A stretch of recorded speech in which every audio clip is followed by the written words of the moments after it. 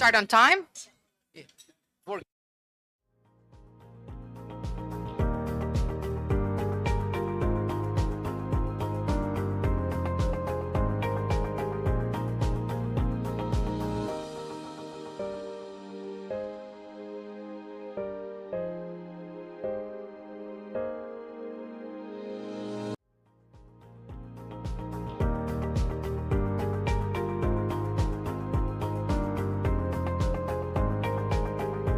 Banquet that we just had.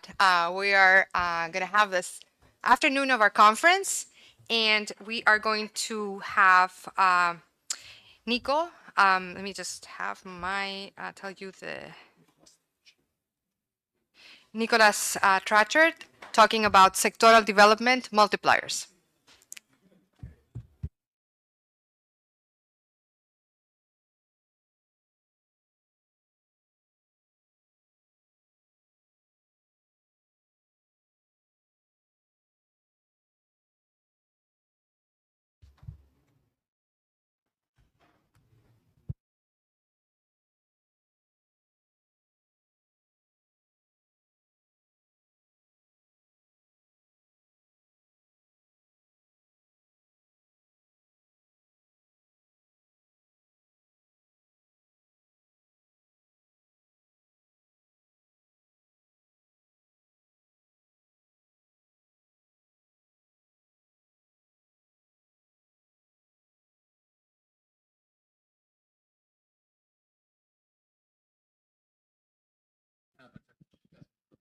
Okay, yeah, now you can hear me. So this is John work with Paco, and it's part of our agenda of understanding development and macro, putting them together. And we're part of this new push towards understanding how to develop the economy, okay, through big push and similar ideas. Okay, so economic development, in my mind, the idea kind of hinges on the adoption of modern complementary technologies, okay? And we all know in this kind of literature that distortions hinder this process, and the result is underdevelopment, okay? Now, as a result, industrial policies, there's a long debate, famous thinkers pushing for the notion that there's a role for the government, okay, to alleviate these distortions with some policies to promote economic development through adoption of modern technologies. Okay? At the core of this notion of development is this idea that firms are connected, okay, through an input-output network or whatever. Okay, and there has been some developments lately in multi-sector economies with IO networks, okay, and there's some famous paper by Baki and Fari, Saki and Chen-Chen's papers, and then there's another important paper by Ernest Liu. Okay, and the open questions, at least in my mind, are kind of two. Okay, there are more. These are the two questions I will try to answer is how to think about industrial policy in order to promote economic development, meaning the adoption of modern technologies. And two, given that, which sectors and which policy instruments are those that we should think about as crucial for this development. Okay? So that's going to be my goal today. So our paper is a quantitative study of technology adoption in a multi-sector economy with complementarities, okay? And it builds in this other work that we have with Hugh and Youngs. Okay, and the key ingredients is going to be a very, very simple model. And the key ingredients are three. One is technology adoption, so firms have to choose between adopting and not adopting and something modern. Second important ingredient is going to be distortions. And the third important ingredient is going to be a rich IO structure across sectors in the economy. I will use the size distribution of firms or establishments to try to make sense of technology in each sector.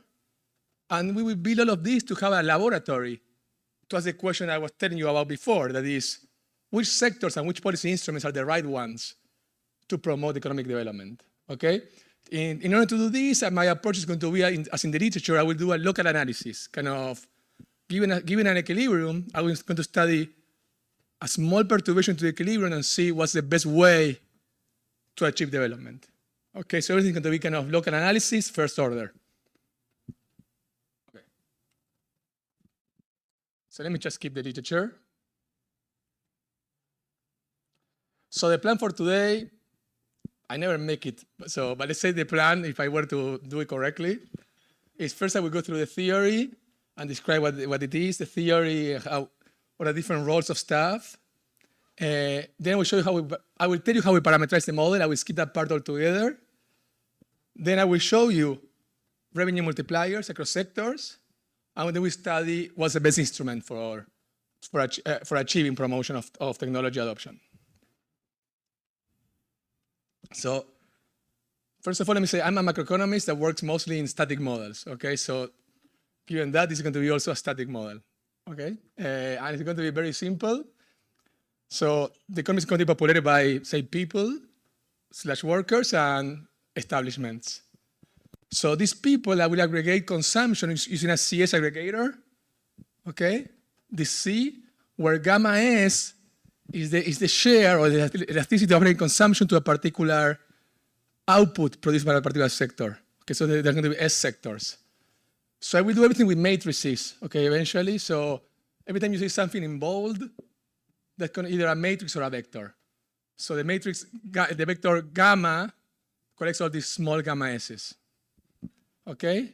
Now, within each sector, establishments compete with monopolistic competition, where eta is the elasticity substitution across varieties within the sector. If you notice, eta is not varying with sector, so every sector shares the same eta. Okay?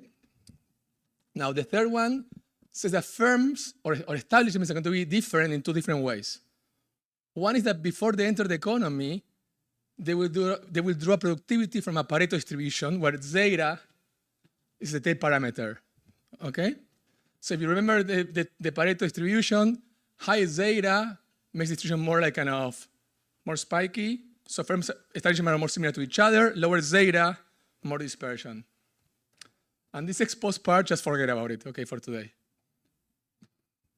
Now, establishments will produce using labor, but also intermediate inputs. Now, these intermediate inputs come from the same sector and other sectors, and that's regulated by the matrix of input-output in production, omega. Okay, so in sector S, you also use inputs from other sectors, S prime. Okay? When you produce, you will produce with a Douglas production function, and it can either be traditional or modern. I'm going to make it very, very simple. So the only difference between traditional and modern is going to be just the productivity parameter. Okay? Now, if you want to be traditional, okay, this is going to be a productivity AT. And in order to be traditional, you have to enter the economy, and the cost of entering the economy is going to be measured in labor. Okay? And each sector has a different cost, kappa TS. So T is traditional, S is the sector. Okay, different sectors may have different entry costs.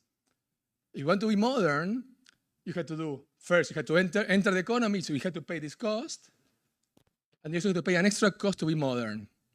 If you're modern, now the AT becomes AM, and you have to pay another cost, kappa TS, sorry, kappa TM, this should be kappa TM times the price of goods. Because we're thinking that to build a modern firm, you need technology, and technology is capital embodied. Okay? So there's going to be an input-output structure for production, an input-output structure for the adoption good. Adoption good has a different input-output matrix, lambda. Okay, so there are two different ones. And that's basically the economy. I'm done. So the problem of an establishment is very, very simple. Okay. Nico, just to focus, so across sectors, what is the difference, the main difference across sectors? The only difference across sectors are you're going to be a different row in this matrix omega with different ingredients here. You will leave a different row, but you don't see here in the matrix lambda. Mm-hmm. And then in principle, you may have different costs of traditional and modern. Thank you. Okay. No, the TSP is common. It's just AT and AM. It doesn't vary with sector. Just to keep it very simple. So pick an establishment that's already active in the economy. Okay. So the profits of the establishments depend on its productivity that it drew, okay? And it has to choose a price. Given the CS structure, this is the quantity, okay? This is the price index facing in that sector. You have to pay for intermediate inputs, for labor, okay? And then all these things, I mean, it's hard from, do you see well these things from here? I don't see them very well. So these things here are subsidies, okay? In principle, the planner can decide to subsidize the economy in different ways. It could do a revenue subsidy, it could do an intermediate input subsidy, it could do a labor subsidy, or it could also do an adoption subsidy, okay? That is kind of here, okay? So that's the problem of the firm. It's very simple. Given it has a production function that has to cover for the total quantity to be produced. Now, because this economy is very simple and these Pareto shocks are drawn from a continuous distribution, the solution to the problem is going to be trivial. There's going to be two thresholds. One threshold in a sector that will regulate who enters, who doesn't enter, and it's traditional. So at this value, you are indifferent between entering and not entering in traditional and paying the entry cost. And there's going to be another threshold that will regulate that among those that enter become modern, given that you also pay the adoption cost. Okay, that's the solution to the problem. So it's very, very simple. So for each sector, two thresholds. How many sectors? Two thresholds for each sector. You solve for it, you're done. Okay? Now, given a threshold, given a Pareto distribution, every establishment above that threshold is the mass of adopter or the mass of entrants. Okay? So instead of talking about thresholds, I'm going to be talking about mass of adopters and mass of entrants. Okay, so every time you see an A, that's the mass of entrants. Every time you see an E in sector S, that's the mass of entrants in that sector. Sorry. Okay, let me skip this because we talk about it. So before going to the kind of the things that are more difficult, let me give you some aggregates and you'll see the logic of the argument of big push and promoting development with complementarities. So you could think that this economy is an aggregate production function. There's also Cobb-Douglas. We aggregate all the labor used by firms, you aggregate all the intermediate inputs, and as a result, you have residual that you can call TSP. Okay, and you go and measure this TSP. That basically TSP is just for all firms that are active. Okay, you count how many are traditional, okay, given the distribution. These guys are active using an AT, and then you count how many are modern, their productivity, and these guys are active using AM. Okay, this is just aggregate productivity, okay? You can also go and compute prices. These sector prices. Remember now, this is a bold P. It's a vector. Okay, so each entry is the aggregate price index in each sector S. Okay, and this connects prices with aggregate productivity in each sector and all the different subsidies in the economy. Okay. Now remember that this TSP term is endogenous, right? Because through entry and through adoption, there's changes in who's become modern, who's traditional, and that's affecting aggregate productivity. And aggregate productivity is affecting prices. Because prices are an input in production, that's also important for other firms to produce. So that's already kind of the source of complementarities. So let me tell you more about it. Finally, so if this adoption, okay, if I increase adoption here, this is going to be a pass-through to total productivity. That depends on the distribution function I'm using and parameters like that. So this D log Z, D log A is the elasticity of sector productivity to a change in adoption. Okay, that's regulated by the parameters of the economy. Okay, before moving forward. So imagine for a second that there's more adoption. Just exogenously, I tell you there's more adoption. What will happen in some sector? Because there's more adoption, there's going to aggregate productivity in that sector will go up. Okay? Because productivity is going up, then the price index in every sector is going down.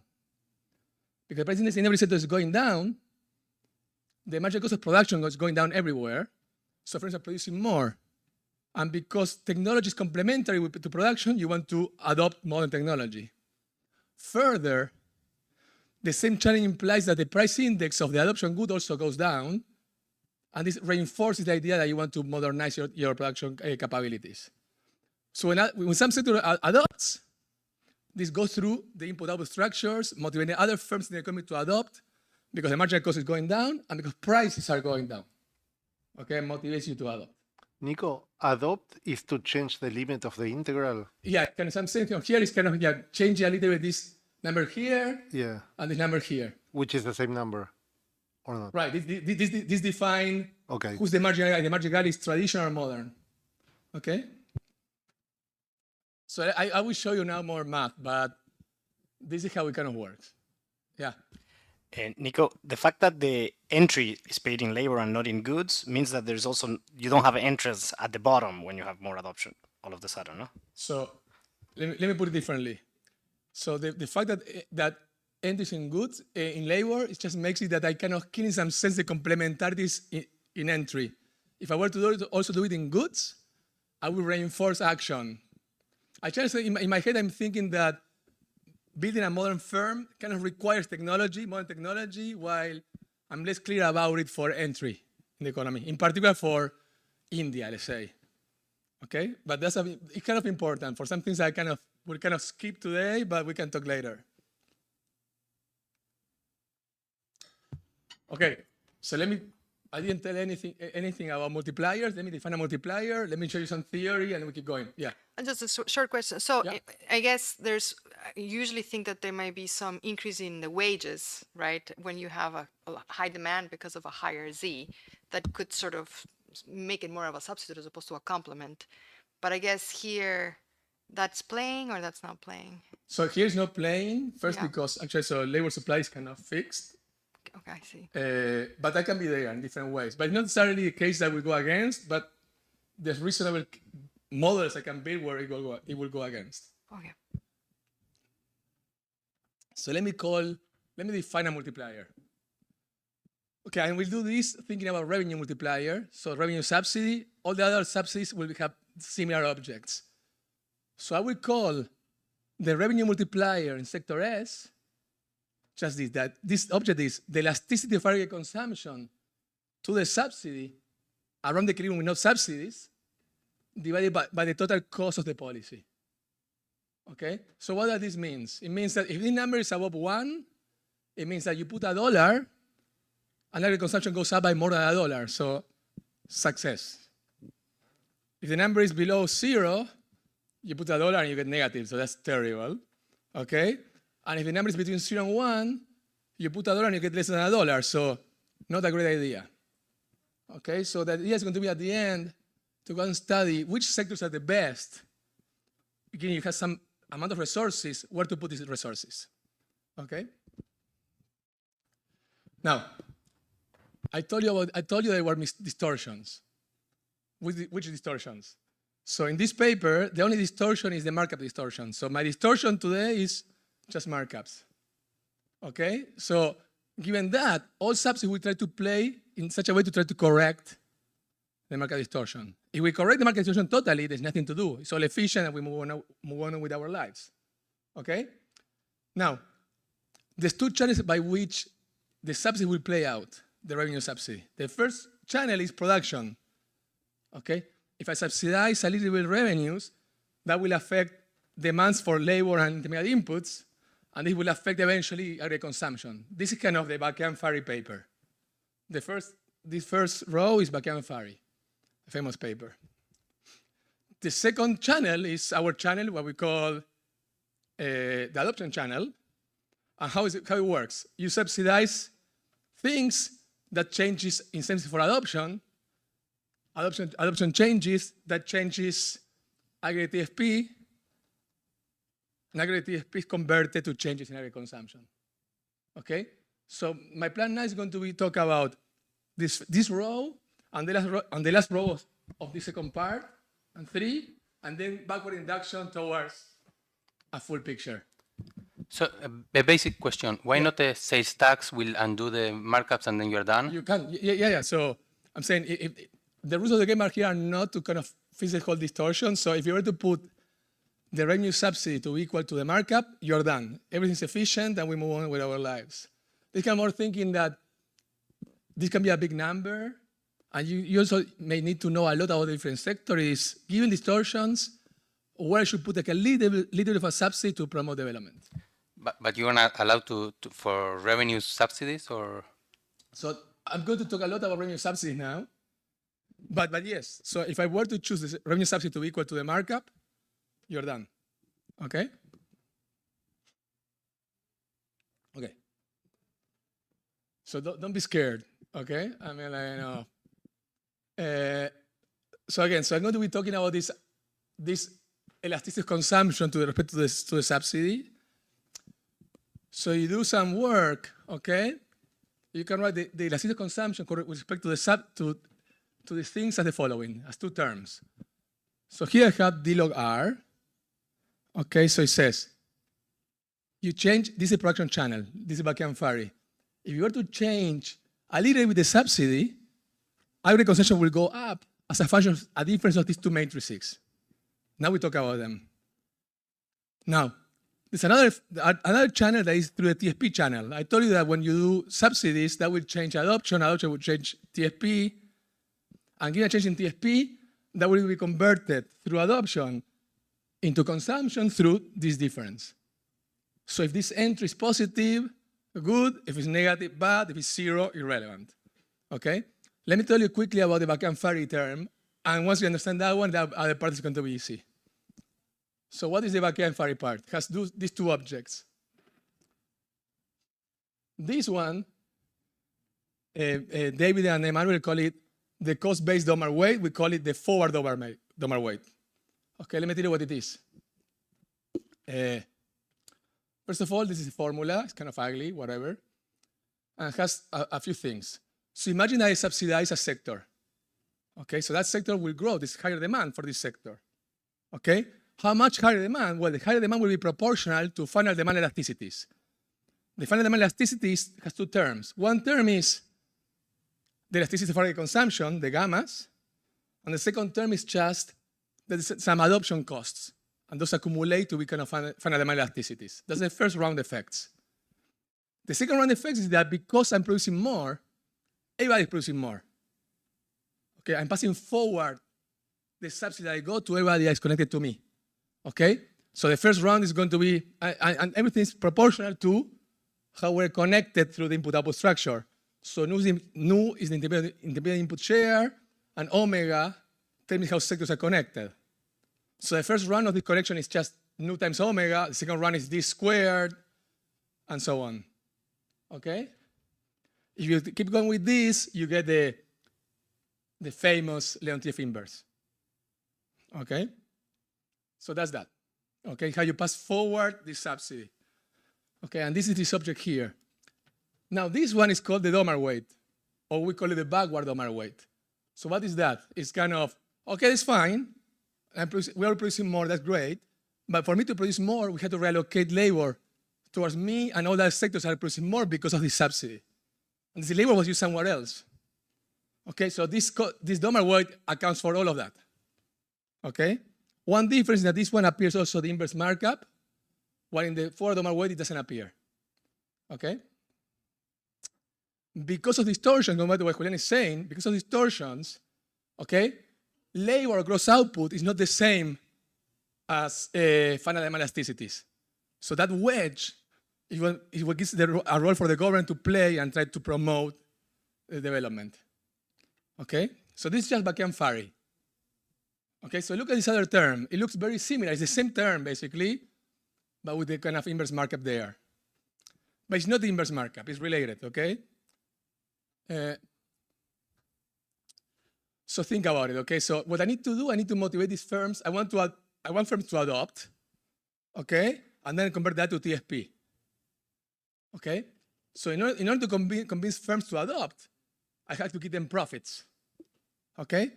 Now, profits for a marginal firm are proportional to 1 over nu, 1 over eta. So this eta appears here because that's the rate at which the marginal firm profits go up with the subsidy. Okay? So lower era is kind of great for this, okay, for the economy, because it's all about surplus, it's not about output for the firm. Now, era -1 is the fact that era -1 regulates the elasticity of how I convert adoption to TSP. Okay, so if it's very cheap to convert, then I get a lot of output. Okay, so it's just the same as before, adjusted for the cost of motivating firms to adopt times the conversion rate of adoption to TSP. Okay, so that's that. So Nico, it's all because of the monopolistic competition distortion, and there are no externalities. That's externality. It's that kind of because I'm distorted, I'm passing through my distortion through the input output to everybody else, and everybody is distorted because I'm distorted. And through the I/O structure, all of this is compounded many, many times to give you the inverses. There can be big numbers. Okay? So the externality, so the marginal guy is making a decision of whether to be in the M or the T sector. Can you explain the decision there and the externalities that the R would undo? That guy is not understanding that at the margin he's affecting kind of prices in such a way that demands for all the other firms and the option costs of all the other firms are affected by it, basically. Okay? So if you want to design a Pigouvian R, is it going to be the markup. eta over eta -1 Yeah. or? The markup, and that corrects everything. Okay. Okay, I should go fast because, of course, I'm very far away from ending. So this was the problem given. Here I didn't tell you how, this is told you, given at Z, how consumption happens. I didn't tell you how the subsidy affects adoption and how adoption converts it to Z. So, okay, now let me go back one step, understand that the margin. So if I grab the margin adopters condition that Andy was referring to, you had this baby, whatever, and in here you get, it's kind of a cute object. I know it's ugly, but I like it. This tells you the elasticity of adoption. Okay, in a sector, these are vectors to changes in adoption subsidies. Okay, and it's kind of nasty. Okay, but let me tell you what is kind of beautiful, and then we will keep going quickly. What is beautiful, I think, is that you look at it, you see there's two inverses. So an inverse here, and there's another inverse there. Okay, this inverse here is what everybody gets in their papers. It's called the Leontief inverse. Okay, so the whole game in paper is to get out of amplification, you need to make this object kind of very close to zero, because then you invert it and it explodes, and then you get a lot of amplification. So the whole game there is how to make nu either to be very big or something about the omega special. Here you have these two inverses, okay? So in some sense, it's kind of nerdy, but I like it. I don't need to worry that much. I'm making things very extreme here because I have this other function that helps me keep magnifying things without the need to go to extremes. Okay, so this is pretty unique of these kind of settings, of our setting. But I will keep going. So if I put all together, I put all the machinery together, I will get the elasticity of consumption to respect to revenue subsidies. Okay, I also put the adoption subsidy here because it's kind of an important one, but forget about this row. So the first row is Bakian-Fari. Okay, this is a part of Ernest Liu's paper. The second row is our guy. Okay, so let me give one insight. Okay, this is a famous paper by Acemoglu and company, Vasco, Carvalho, and others, that if you think about things exogenous, think of TSP as exogenous, not endogenous in our paper. This object here, this is what the forward over weight is what they call influence. So influence is, imagine you were to hit TSP in sector S, influence will give you the effect in aggregate consumption, aggregate output. Okay? So in some sense, this object here, okay, sorry, this guy times this object here is influencing adoption. If you were to shock the the technology of production of adoption good, okay? This will tell you the path through to aggregate consumption. And this is Pacos and Nikos, okay? Now, I told you that the multiplier was the ratio of this elasticity to the fiscal cost of the policy. Okay, so Ernest Liu in his paper shows these things. So the fiscal cost is just a very simple object if you solve for it. For example, if you do a revenue subsidy, the fiscal cost is just the dollar weight. So you go and divide this object by the dollar weight, and that's the multiplier. Okay? Okay. Kind of fine. Let me tell you quickly about what would be the roadmap for estimation. Okay, then I keep going to results. So first of all, I didn't tell you which country I'm talking about, okay? So I will think about India. In particular, we used the 2013 year as my relevant year for India. So we had the census data. Okay, we had 32-digit sectors. Okay? Now for each sector, I have kind of the size distribution of establishments. And my goal is going to be, I want to go and back out for each sector. I want to look at the sectors and come out with estimates for adoption and traditional and modern parameters and so on and so forth.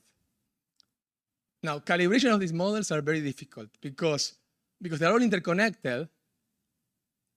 10 and 30 seconds. Because they're all interconnected. When you change one parameter, you need to understand how that affects actions in all other sectors. Okay, so solving for this in a computer is kind of very challenging. Okay, so it's hard to understand where you want to go and search for parameters.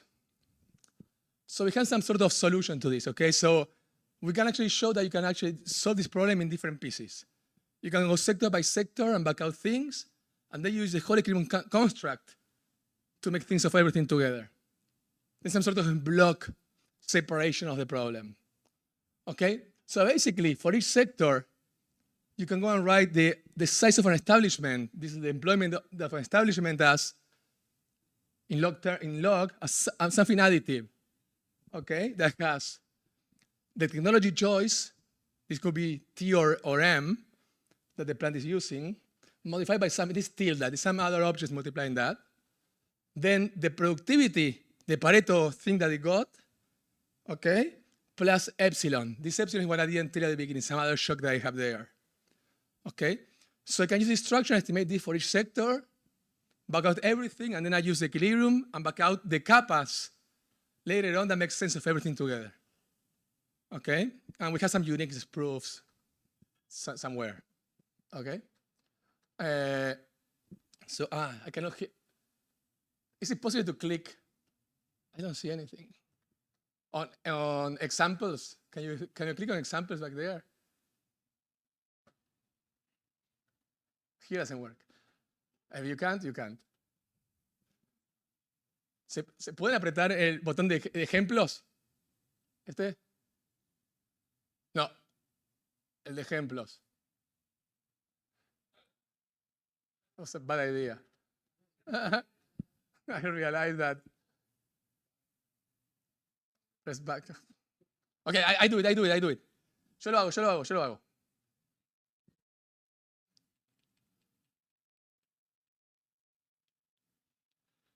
Okay, I want to show you this example so you see. So again, I'm making this very Mickey Mouse. So I'm only allowing sectors have the same technologies. The other thing that's allowed to vary across sectors is just the kappas, as telling you before, and that's kind of it. Okay, everything else I'm assuming to be common across sectors. So I'm really tying my hands in a crazy way. So these are four examples, and I'm estimating everything together. So let me show you 4 examples. Let me start with this one. With wood. This is the manufacturing of wood products.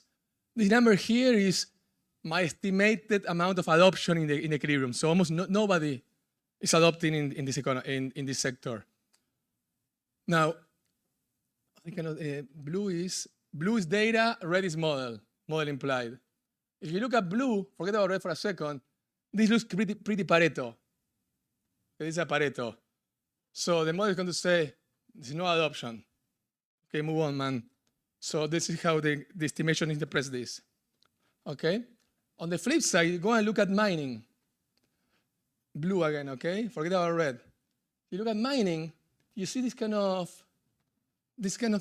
two, the shape is kind of bimodal. There's two modes, okay? Because there's two modes, the estimation will think the only way you can have two modes in this economy is by having a bunch of adoption. So the adoption will separate firms, and each of them will have its own mode. Okay, so this say this adoption, and that's why kind of how red kind of mix the data. Okay, and whatever. The other two examples are what they are. I have to go back.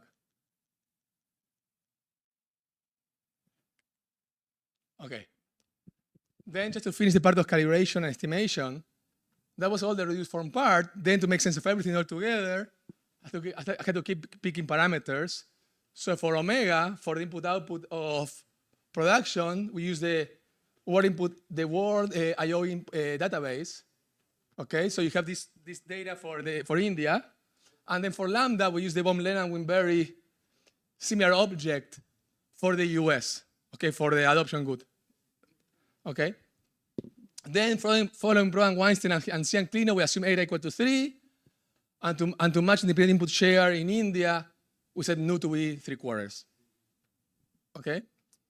And finally, I prefer that you to color the nice face. And finally, yeah, this was telling before. Finally, use the whole model to back out the kappas. That's the object that I really care about. And the kappas are uniquely determined. Okay? They're uniquely identified. Okay? Given that, I move on.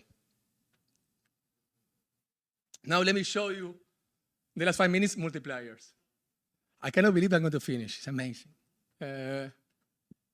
Okay, let me just start with the general ones. Okay? So what is this plot? You cannot see anything, but each of these is one of the different 30 sectors. Okay? Now, each cross is my estimate of the sectoral revenue multiplier. Each kind of line, I do kind of a bootstrap re-estimation thing to see how good are my estimates. Okay, you see some variation, okay, but what you already see here is that rankings and real values will not change that much. Okay? Now remember also, what is demanded is numbers above 1 are good, a 6 is kind of great, right? So if I'm going to now and tell you which sector I want to go and do stuff, they will tell you, okay, the best sector to go and put money on is basic metals. Okay, the second sector is going to be machinery and equipment. Third sector is going to be mining, and so on. Okay. Now, why this saying in basic metals it was a high multiplier? Why is that? I told you that the multiplier was the ratio of the elasticity to the cost. So here I'm plotting in the x-axis, I'm plotting the multiplier. And the y-axis, I'm plotting the elasticity. And here I'm plotting on the x-axis the multiplier, and the y-axis the cost, the dollar weight. So look at this. So basic metals, I told you it's the key sector, doesn't have the highest elasticity. In some sense, it's kind of intermediate values of elasticity. But what happens is that basic metals has a very low cost. It's kind of a small sector. So it's pretty well connected, important for complementarities, but it's kind of cheap to do policy there. Some other sectors have very high elasticities, like trade. Trade is very central, very important, but trade is also a very big sector. So doing stuff in the trade sector is very expensive. Okay, so the most efficient way to promote development is not to go to the most central, it's to go to the most, in some sense, adjusted central. Okay? So what is this plot? In the x-axis, I'm plotting the ranking, the implied ranking I will get in an economy with no adoption. Okay, so it's just the Bakian-Fari economy or NSU economy. And in the y-axis, I'm doing the same, but for our economy. The ranking of the different sectors in our economy. Meaning, this sector here, sector 19, ranks 10 in my economy. With adoption, ranks, I don't know, 2 or 3 in Bakian-Fari. Okay? So what you see here is that you will see, I will go quickly, you will see a lot of ranking reversals. So if you're going to infer the importance of a sector in an economy with no adoption, you will find the wrong results because some sectors are going to be interpreted as very important, while actually they're not very important. Okay? Now, I told you there's some reversals. So in some sense, there's something in the economy with adoption that is different with the economy with no adoption. Okay, so amplification through adoption is kind of crucial. So again, here I have each sector. Now the blue object is the multiplier with no adoption. The red object is my multiplier. The difference is amplification through adoption. Is that guy there? There's the same letter that Matias was using, but it's kind of nastier, or at least to me. Okay? So, Nico, can I, quick question. In general, in these economies, you want to tax. And here you are subsidies. So you're doing subsidy. So you're, why are you saying that you want to tax? because there's a markup. So usually we want to tax away the markup. And you're doing a subsidy. So this is coming because you're looking at this multiplier and not doing the planner solution to go back to the constraint efficient. I told you that the revenue subsidy, if you want to clear the markup distortion, you would choose RS equal to the markup. So it's also a tax, a subsidy.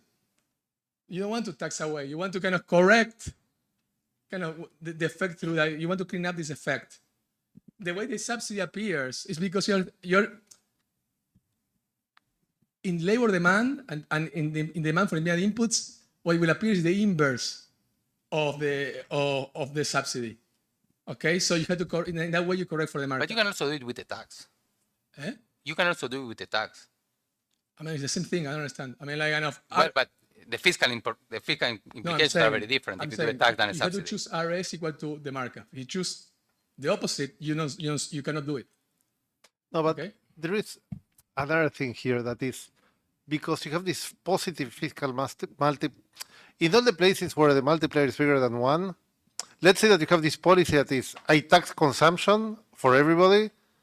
I use all that revenue to subsidize the ones where the multiplier is smaller than 1. The other ones I tax. And you can always have a budget surplus if you do that.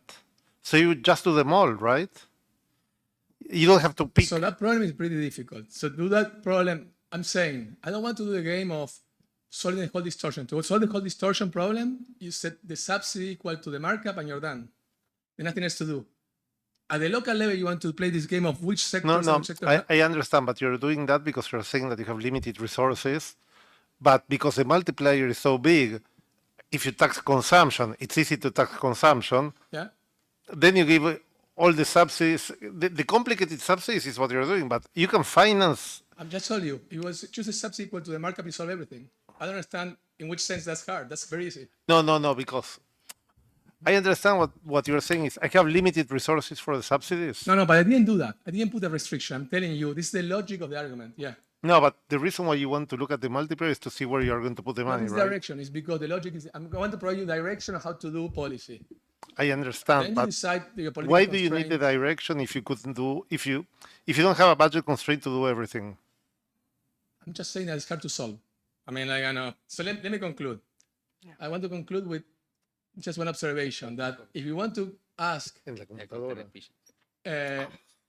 which subsidy is the best way, what's the best policy to solve the among all different instruments, which one is the best?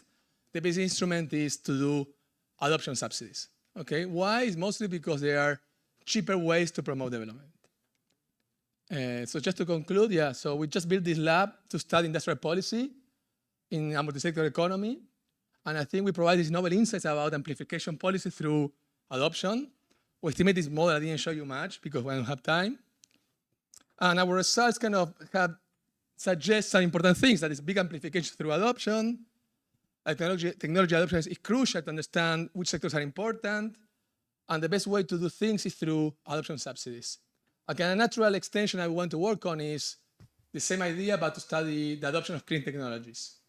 Okay, where clean sectors also want to demand things from clean sectors. So it seems like a natural next step for us. Cool, thank you. Thank you, Nico.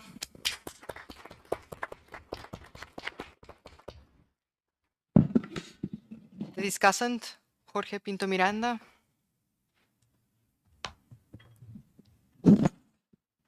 Hello. Thank you so much for inviting me to discuss this paper. Before we get the slides here, so when I was a PhD student at UVA, I used to go to Richmond, and Nick always had really, really good questions. And I think you're answering some of that questions here in this paper, but in my discussion, I'll try to push a little bit more. So these are my views. These are not the views of the IMF.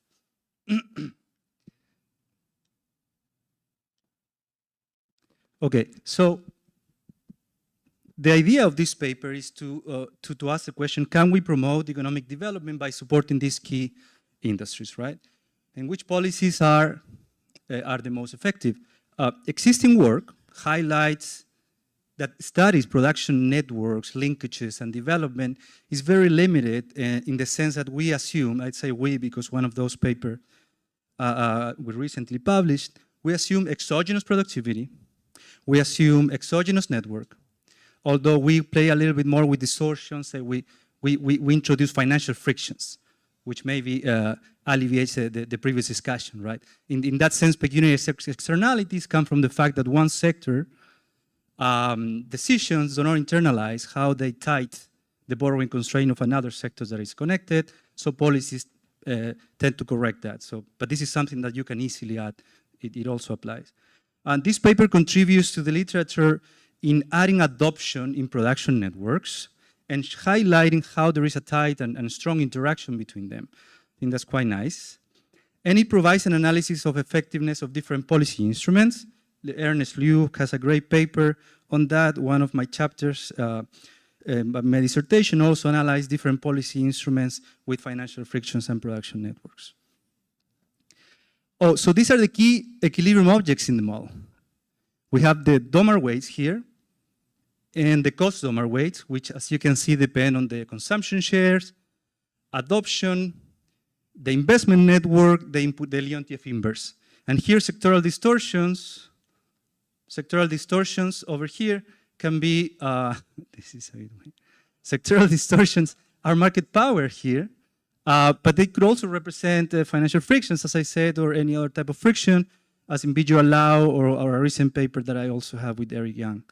And this is the main element here, and this is the nice thing of the paper, and I agree with Nico, this is beautiful, because as you can see in the elasticity of aggregate consumption to revenue or any subsidy indeed, typical papers that we analyze with Ernest and others, and Bakai and Fari, of course, you have just this first term, right?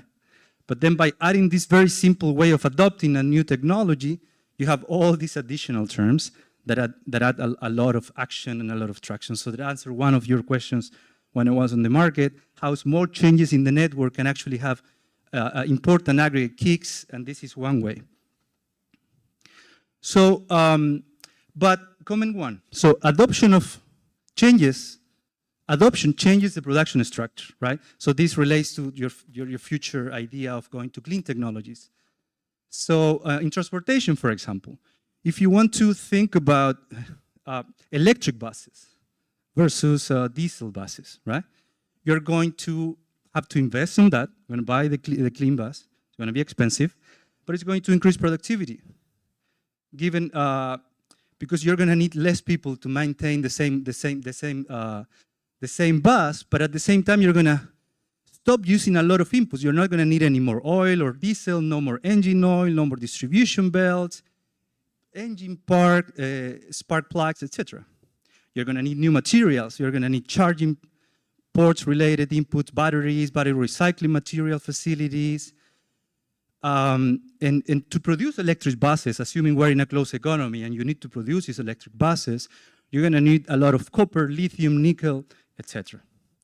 Other type of adoptions with artificial intelligence will require new links, new providers in artificial intelligence or software providing sectors.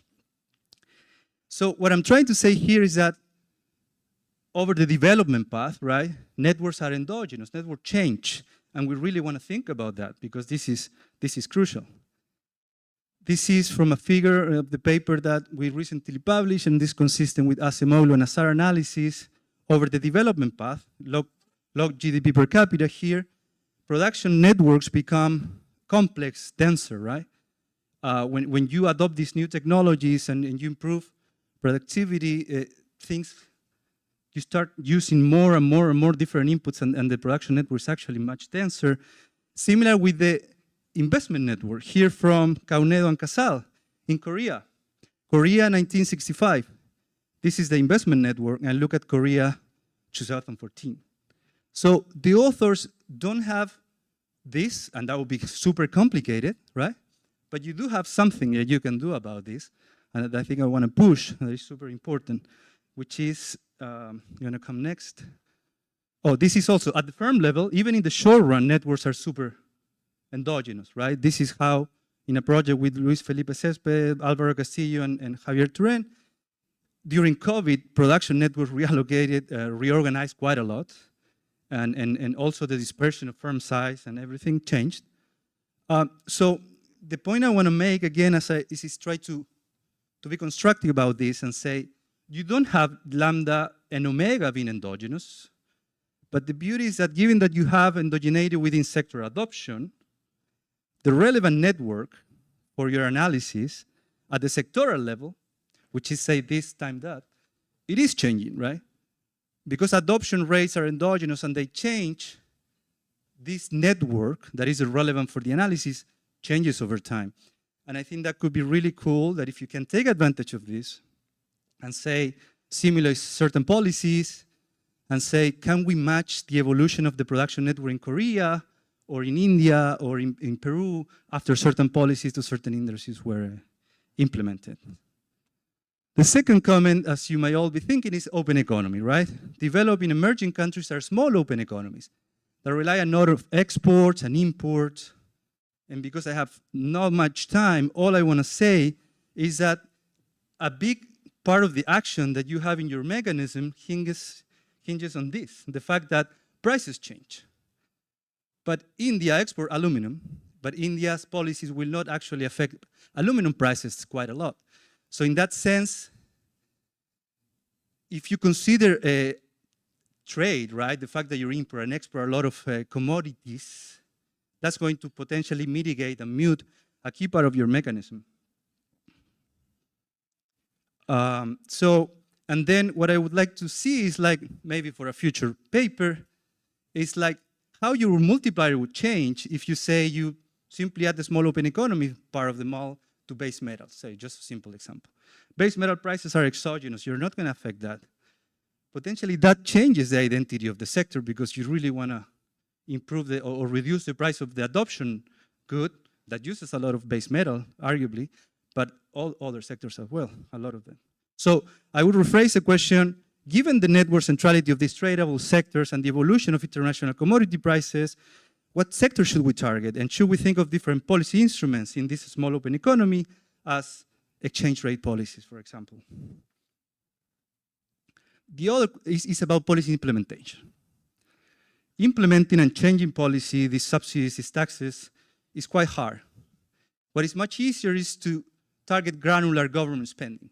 So Australia recently, because of precisely the commodity price changes, the nickel sector in Australia is suffering quite a lot because nickel prices are going to the floor, right? So then what they did is they changed in the budget government spending and investment on that sector that easy. So that's much easier than say we're going to promote subsidies to this particular sector and pick winners. The political economy of that is complicated. So Gassive and Ferrari have a recent paper in which they do that. They look at government spending in a production network in a new Keynesian framework. They don't have adoption though, but it would be nice to add this additional policy instrument. And finally, the trade comment also changes your calibration. We know that Alamelids, right? Forget about adoption, just think about the Z. Trade openness, which is relevant for India, will change the distribution of employment, right? So are you capturing that? Maybe half of your adoption is actually just simply international trade. So you could take advantage of the World Bank adoption of technology survey just as a potential.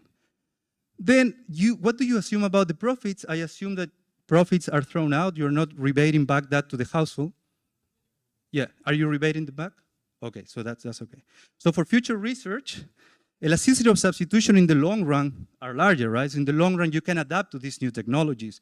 So Cobb-Douglas might not be the best from a policy perspective, and also adoption takes time. So currently, you assume instantaneous adoption. There is no depreciation of this adoption capital or technology, so that could be future research. So to finalize, super interesting and relevant paper. I am biased because I really like this topic. There is a lot to learn from incorporating this simple adoption. You saw all these additional terms that amplify subsidies and policies. So this ideal setup that I would love to think about, use to think about a small open economies emerging market like ours. And besides the current contribution, it opens up so many questions for future research. So thank you, Nick. Thank you, Jorge. A few minutes to react to the discussion and collect some questions in a minute. Sure, I will react. That's a great discussion, and I appreciate it a lot. I want just 3 generic comments. One, to think of dynamics. I'm going to call it dynamics in general. Of course, this seems to be a natural thing to do. It's very, very complicated because with complementarities, it's very hard to solve these models. But we're kind of thinking with Fernando, Albers, and these guys to try to do something about it. But Ernest Liu has a new paper that shows that you have all these multiple equilibria. It's kind of makes sense to do it. It's kind of just hard. International trade, I agree 100%, but I would put it the other way. So if you would have a lot of imports and that price is kind of fixed because it's an import price, I cannot play with that price, so that's a problem. But what you can do then, even with exports, is, as we did in Argentina, you put capital control. You can do different things to start playing there. So I don't think that would naturally kill it. It will kill it if I don't do these other things, but the idea will keep, it will maintain. And in terms of implementation, yes, I mean, these things are hard to implement.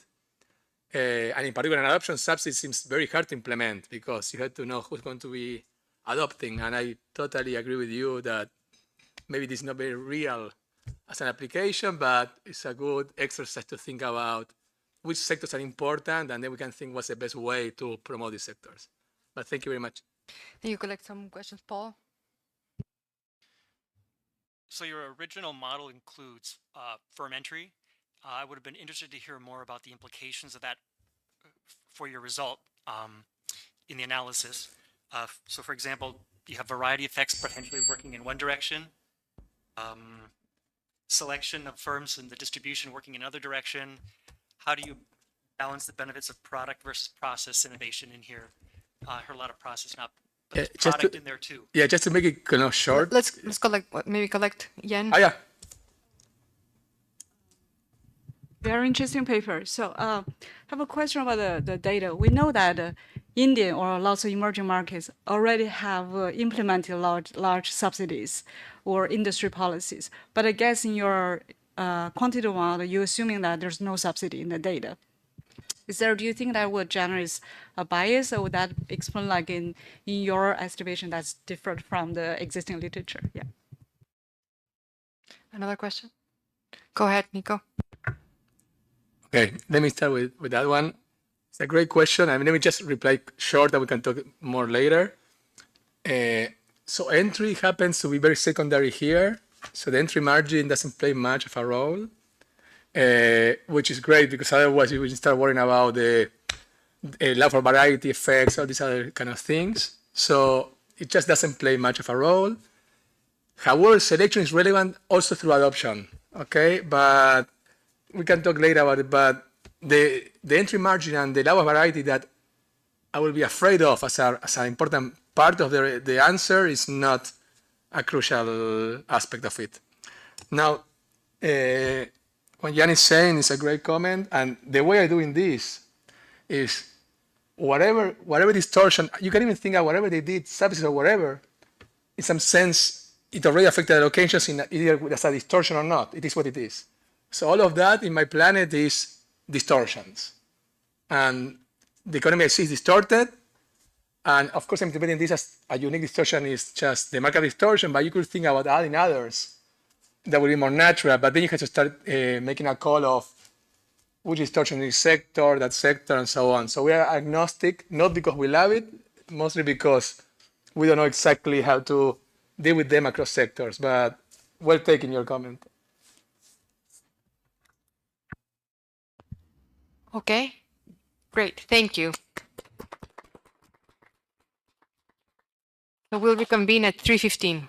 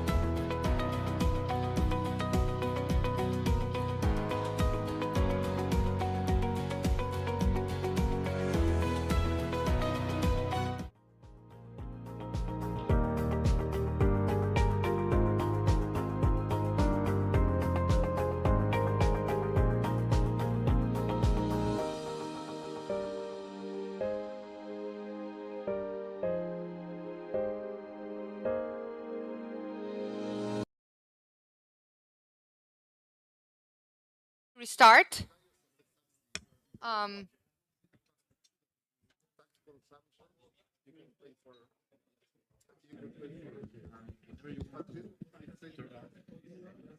Okay. But it stays on.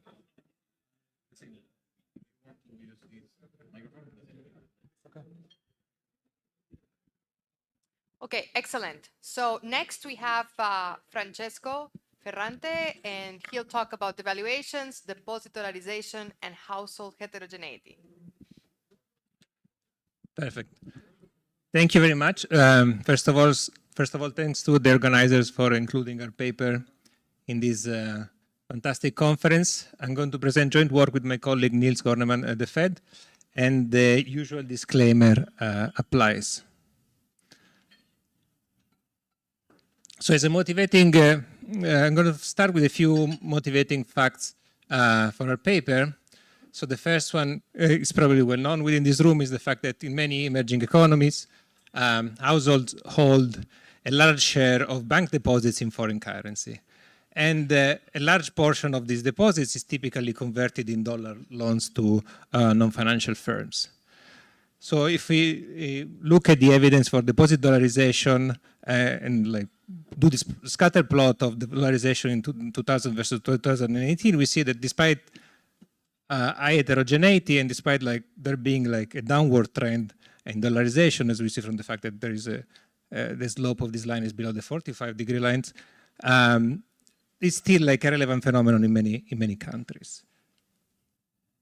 And the second startling fact that we're interested in is the fact that it's typically welfare households who hold a larger share of their savings in foreign currency. And this is a finding that has already been highlighted by Drenik in an ERPMP. And here we confirm this finding by using data for Uruguay, where they have like a nice household survey where they also record like the currency composition of their savings. And here we're showing the share of net liquid wealth in dollars as a function of the liquid wealth quintile. So we see that like richer households have a larger share of their deposits in foreign currency.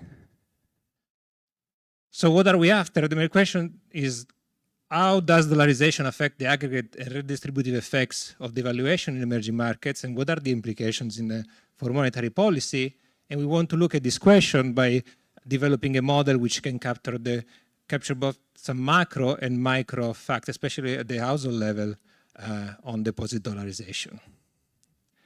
What we do, so in a nutshell, we start by presenting some empirical evidence on how dollarization amplifies the effect of a devaluation on output investment and especially consumption, which is something sort of new. And then we develop a new Keynesian small open economy model with two new elements. So the first one is the presence of households facing an insurable income shock and borrowing constraints, so a Hank block. And then there is also going to be a leverage constrained financial sector, which lends both to households and firms. And there's going to be an important interaction between these two elements in our model. And the idea is that the deposit dollarization on the household side is going to result in banks' currency mismatch.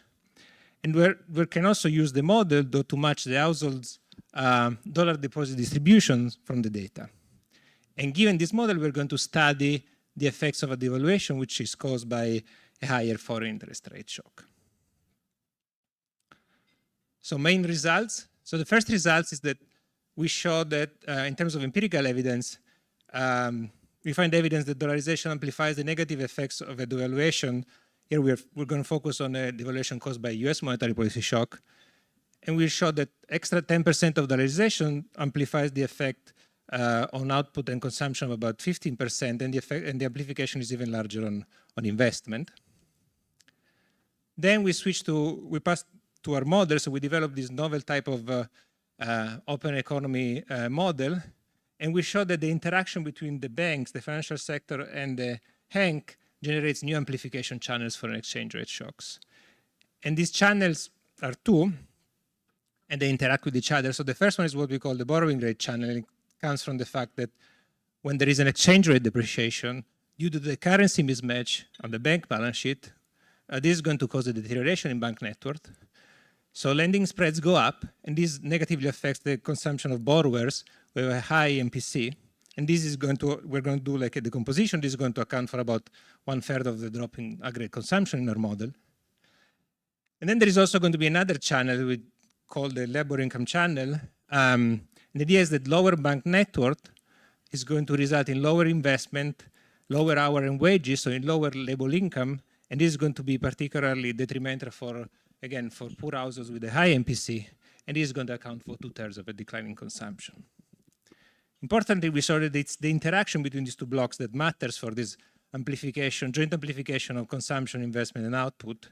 And that absent one of these two blocks, Hank or the banks block, the amplification would be much smaller. Next, we showed that an implication of the model is that as we increase dollarization, we're going to, by keeping the distribution constant, like so letting this dollarization being driven by the richer houses, we have that this is going to result through these channels that I described above into a larger effect on consumption and a larger decline in investment, and the magnitudes in the model are going to be in line with the empirical evidence that I discussed in the first point. And finally, we discussed briefly the trade-offs for the local central bank and fighting depreciation, because the central bank is going to face a trade-off between raising interest rates and stabilizing the exchange rate, so limiting the negative effect that the currency mismatch has on the bank net worth and on the whole economy. But to do this, the central bank needs to raise interest rates aggressively, and this is going to depress asset prices and is going to negatively affect net worth. So there are these two opposing forces that are at play. And what we show is that the benefits of exchange rate smoothing become relevant only for very high levels of dollarization. All right. So let me start from the empirical analysis. As a first exercise, we do a simple event study where we focus on currency crisis. We take these episodes from the classification of Level and Valencia. These are situations when the exchange rate against the dollar depreciates sharply over 1 year. And we compare the behavior of output, consumption, and investment in two groups of countries classified according whether they have a dollarization which is above or below 25%, which is the median in our sample. And the idea of this simple exercise is to show that if we compare these two graphs, is that despite like a behavior of the exchange rate, which is the purple line in the graph, which is sort of similar, the drop in output, consumption, and investment seems to be much larger in countries with the higher deposit dollarization. Now, the devaluation and the currency crisis could be caused by different types of shocks, so we moved to do something more systematic. So we switched to quarterly data for 20. Yes. Yeah, can I ask you? Of course.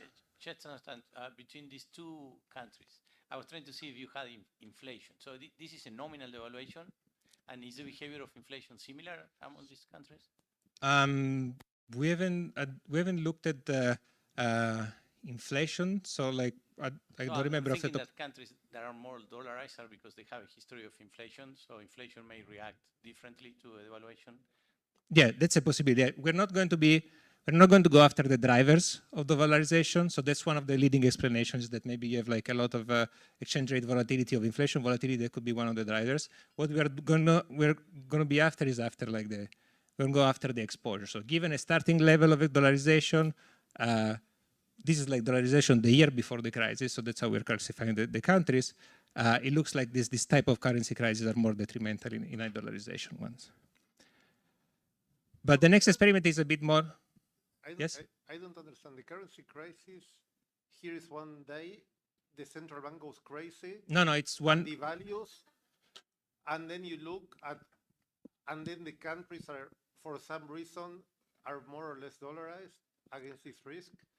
Yeah, so these are all the episodes when the exchange rate against the dollar depreciates by, I think their classification is more than 20% over 1 year. Yeah, but there is a reason why that happened. Of course, that's why we're doing the next experiment. Affects everything else, right? Of course, that's why we're doing the next thing. So this is just like, but let's start with like an event study. These are like large evaluations. It looks like there is some difference there, but I get your point. That's what I said before. There are different reasons. So let's look at a specific reason, monetary policy shocks. So we would look at quarterly data on 21 emerging economies between 1995. Yeah, I mean, that's fine with me. So we have, oh, it's getting fun. But anyway, I'll continue. So we use quarterly data on 21 emerging economies between 95 and 2019. And we ran panel local projections using as US monetary policy shock, the orthogonalized monetary policy surprises recently developed by Bauer and so on. So these are like shocks that are orthogonalized on financial and macroeconomic data that were released right before the FOMC announcement. And they are the latest one in this collection of high-frequency monetary policy surprises for the US. And we run this simple panel OLS regression where on the left-hand side, we have different variables. We're going to focus on exchange rate, output, consumption, and investment. So we run this regression at different horizon H for country I. We use country fixed effect, which is the coefficient alpha. And first, we look at the coefficient beta, which is the input response to the monetary policy shock. And we also introduce some country-specific controls, which is in Z. These are just two lags of the main variables we look at. And some US-specific controls. These include the GDP, inflation, Fed funds, and the BA spread. These are also the same variables that Bauer and Swanson use in their paper. So here we report the effect of a monetary policy, contractionary monetary policy shock that causes the exchange rate to depreciate by 1%. So we normalize the shock to have a 1% depreciation in the exchange rate. And we see that this shock causes a decline in output of about 0.5%, similar decline in consumption, whereas the decline in investment is quite larger. So, and even this is like a new type of exercise, but even though we use a different econometric methodology, the estimates that we obtain are also in the ballpark of other studies, for example, like Vicondoa in the GIE. But then in one important point here is that we see that the decline in consumption is of the same magnitude of the decline in output.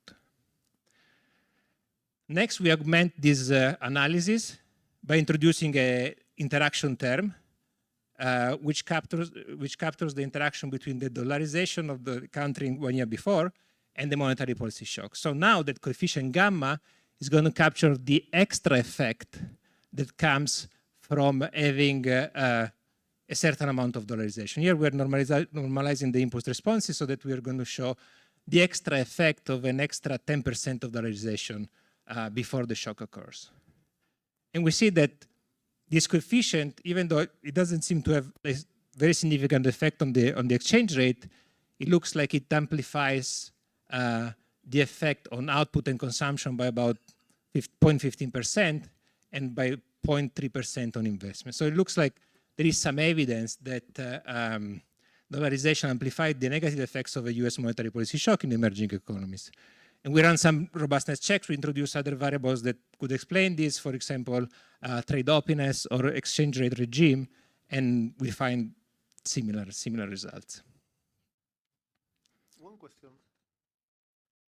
Yes. The reaction, when you do this, the reaction function of the local central bank must be important. We also have an extension where we control for inflation, the deposit rate. So, yeah. So that we also control for that, and it looks like it's inside the Z, or yeah. We have an extension where we put it inside the Z. It's in the robustness button. I don't want to click, not to make a mess, but obviously with those are variables that we introduce also in one of the specifications. Yeah, and it's important because if not, the error is correlated with a U because it has the reaction of the interest rate to the U. Yeah, but we use also that in the specification. The results look similar. All right. So Quick question: do you know if that's specific to monetary policy shocks, or you see the same amplification following a commodity price shock? Or We haven't tried other shocks, so I don't know the answer to this question. All right, so let me jump to the model. So as I mentioned before, the model is a small open economy framework plus a Hank block and a banks and a financial intermediaries block. So let me describe quickly the new ingredients in the model. So households, they're going to face an insurable idiosyncratic income risk and a borrowing constraint, and they can be either workers or capitalists. Workers supply labor to a union, so we have homogeneous labor supply. This is a typical type of simplification in this type of models. Whereas capitalists do not work and they're going to receive profits from firms and banks. You can think of these capitalists as being the top 1% in the wealth distribution. Household can save in foreign bonds and in bank deposits that can be denominated either in local or foreign currency. But they can only borrow from the domestic bank. So this is an important assumption. Then we're going to have banks that intermediate funds across households, so from saving households to borrowing households, and they also lend to domestic firms. So here banks are going to directly hold capital. This is a simplification. So you can think of these banks as putting together both financial firms and non-financial firms in our framework. Banks that are going to borrow using deposits both in local and foreign currency, but they're going to lend mainly in domestic currency. This is going to generate the currency mismatch as I mentioned before. And importantly, there is going to be an agency problem model like in Gertler and Karate, which is going to generate an endogenous lending spread, both on capital and on loans to households, and a leverage constraint for the banks. So let me go quickly, okay, in the rest of the model, so we're going to have nominal rigidities in domestic and in export prices. So we assume DCP, which seems like it's the more realistic type of assumption for export prices, but this is an important assumption. I'll discuss it if I have time. We assume sticky wages. Production of new capital is subject to adjustment cost, and we're going to have variable capital utilization. So we combine some standard nominal and real rigidities in our new Keynesian model. Foreign block is going to be super simple. We're just going to introduce a demand for exports, which is a function of the terms of trade. The central bank is going to follow a simple Taylor rule, which reacts to domestic inflation. And finally, the main shock is going to be a shock to the foreign interest rate, which follows an autoregressive process. So the only equation I'm going to show you are going to be the ones related to the problem of the households and of the banks that are sort of like the non-standard agents in our model. So the households maximize a standard utility. So they have a utility from a consumption basket, big C, which is a composite of domestic and foreign goods, and this utility from labor. And they're subject to the following borrowing budget constraints. So on the left-hand side, we have expenditure in the domestic good and in the foreign good priced at PH and PF, plus household they can hold bonds or deposits either denominated in domestic currency, so that's the B tilde H, or in the foreign currency, that's B tilde F. And E is the nominal exchange rate. In terms of income, so as I mentioned at the beginning, household can be either workers or capitalists, depending on the realization of the idiosyncratic variable kappa I. So if kappa I is 0, the household is a worker, and if the household is a worker, it's going to get labor income W times H, subject to an idiosyncratic productivity shock, omega. So this is a standard Hank component. If the household is a capitalist, so if kappa I is equal to 1, instead the household is going to get all the profits that come both from the firms and from the banks. And then there are going to be the returns both on the domestic bonds and the foreign bonds. These are going to be bank deposits in our framework. And there is going to be a simple borrowing constraint, which limits the total real amount borrowed by the household to a fixed number, B bar. Now, importantly, in our model, households are going to face different interest rates depending on whether they save or they borrow. So let's focus, for example, on the domestic securities. So the return on their domestic asset loan are tilde H is going to depend, is going to be given to, is going to be equal to RD, so it's a deposit if they save, so RDH, whereas it's going to be equal to RLH if they borrow. And the same is going to apply to the foreign denominated assets. And the important thing is that due to banks' financial friction, there are going to be endogenous spreads between the borrowing rate and lending rate, which are going to move over time. And these spreads are also going to generate a fraction, a sizable portion of the population, which are going to be agents that optimally choose to hold zero liquid asset and behave like hand-to-mouth agents. And these are going to, for the micro data that we use for Uruguay, this is going to be important because a very big portion of households have zero liquid wealth. Whereas we're not going to introduce any friction between domestic and foreign loans and domestic and foreign deposits so that the standard UAP condition applies. In terms of the bank's problem, so this is modeled following the Gerther and Karadi framework. So the idea is that there is a bank that discounts the future using the real rate. A banker's exit with the fixed probability 1 minus sigma b. And they face this agency problem where they can steal a fraction of their capital and a fraction of their loan, so that the value of operating their firm, as I'll show you soon, has to be greater or equal than the weighted average of the value of their asset. So the bank's problem is going to be to maximize the value of their net worth, NT, upon exit. So with probability 1 minus sigma, the bank exits next period, and with probability sigma, they continue operating, subject to a series of constraints.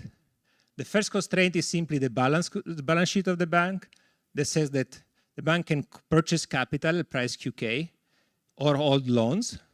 And these loans can be either in domestic currency, as shown in the second equation, LH, or in foreign currency, LF.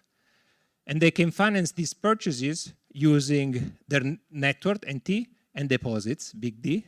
And also these deposits are going to be either in domestic currency, DH, or in foreign currency, DF. So the evolution of bank net worth is going to be given by the return on the assets. So the first term here is the return on capital. Then there is going to be the return on loans that can potentially be either in domestic currency or in foreign currency, minus the realized return on deposits. And also in this case, we have the return in domestic and foreign currency. And importantly, the realized return on foreign currency deposit is going to move with the exchange rate. And finally, there is going to be the incentive constraint that comes from the incentive problem that requires that the value of operating in the bank is greater or equal than this weighted value of the bank's asset. Now, if we solve the problem of the bank, we're going to have the following for sort of the optimality conditions. So first, we're going to have a leverage constraint on the fee. Fee is bank leverage. So which requires that the bank leverage is smaller or equal than a function of spreads on capital. So in our model, we're going to assume that this constraint is always binding. So this is going to be an equality. Then there is going to be an arbitrage. There is going to be like a condition that links the spreads on capital to the spreads on loans. And this is going to be important because this is going to imply that fluctuations in bank net worth imply a co-movement between spreads on capital, domestic capital, and domestic loans. Whereas again, there is going to be no friction between deposits in foreign and domestic country or loans in foreign and domestic country. Again, the UAP condition holds there. And finally, the last piece of the model is that the aggregate net worth of banks, again, is going to be equal to the equity of surviving banks plus a transfer coming from the capitalist. And again, the main idea here is that the return on net worth is going to depend negatively on the realized return on deposits, RD. And this return on deposits is going to be linked to the exchange rate fluctuation by the share of deposits, XD, that are in foreign currency. So the idea is that when there is a devaluation, the exchange rate depreciates, so it goes up, net worth goes down, the leverage constraint becomes tighter, so banks have to unload assets, offload assets, until the spreads go up enough so that this condition is satisfied. And crucially, since the incentive constraint applies to both loans and capital, the spread on capital and on domestic loans will have to move in tandem. Okay, so this is the standard financial accelerator, yes? Do you add capital requirements for when the bank is mismatched, as we see in the data? Does the bank need to post equity when they're mismatched? There is no extra requirement. There is nothing that regulates the capital mismatch in the model. But no. in the data, it's quite strong. That's something that we are planning to study, but there is not there is not there in the model, no, not specifically. Because when you look in the data, the capital requirements make them have zero mismatched.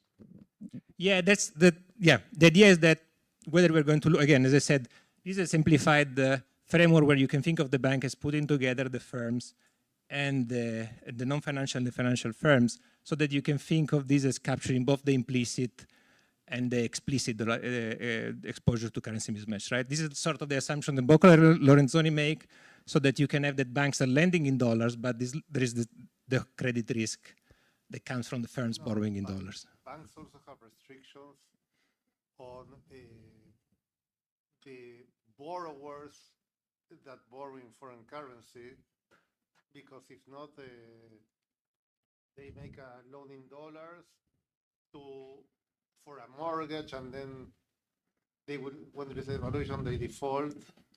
So the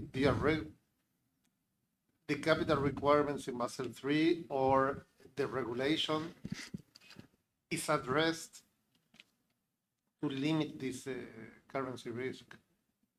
Yeah.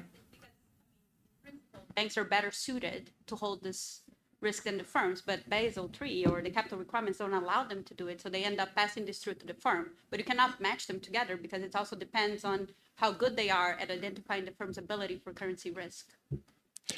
Yeah, no, I guess like we can look more in detail at the country-specific regulations and how these are going to affect. But the idea is that at the end of the day, someone is to repay these dollars. So there are all these dollars there. So like what we're going to, the idea is that to show that a channel through which other the firms of the banks, they have to repay these dollars. So at the end of the day, it has to have an impact, like it is going to affect households. The idea is that to propose these two channels through which these repayments are going to affect households. But I'll be happy to discuss more in detail the details about the regulation.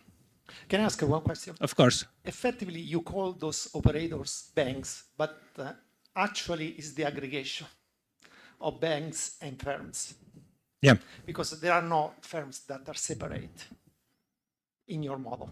No, Exactly. For simplicity, So yes. in some sense, it's just the consolidated sectors that is mismatch. So whether that mismatch comes from actual banks or firms, you don't take a stand. I do not, exactly. They wash out. So in some sense, it's compatible with the idea that banks actually, they are quite balanced. Yeah, that's why I said like, I'm putting them together and just saying at the end of the day, one of the two has to find the money to give back to the households. Like, they want dollars. But yeah, thank you. All right. So let me. Clarifying question. Of course. In your model, your households have portfolio decision in terms. Do they have interior portfolios in terms of savings and to types, etc.? I can't tell with all the different interest rates. No, of course, no, because I didn't tell you that yet. So that's a good question. So given the way in which we are solving the model, which is like with linearization, the portfolios are not pinned down in equilibrium. But so the idea is that we're going to use we're going to match them using the distribution of deposits that we saw from Uruguay, and to calibrate a specific dollarization rate. I'll show you that in a second. But they're not. We don't have, as I said at the beginning, we don't have a story for what drives dollarization. Our idea is going to be, we have a model that can capture the distribution and the level of dollarization. We're going to look at the implication of this initial currency mismatch. All right. So briefly, in terms of the calibration, most macro parameters are in line with the standard Latin American country.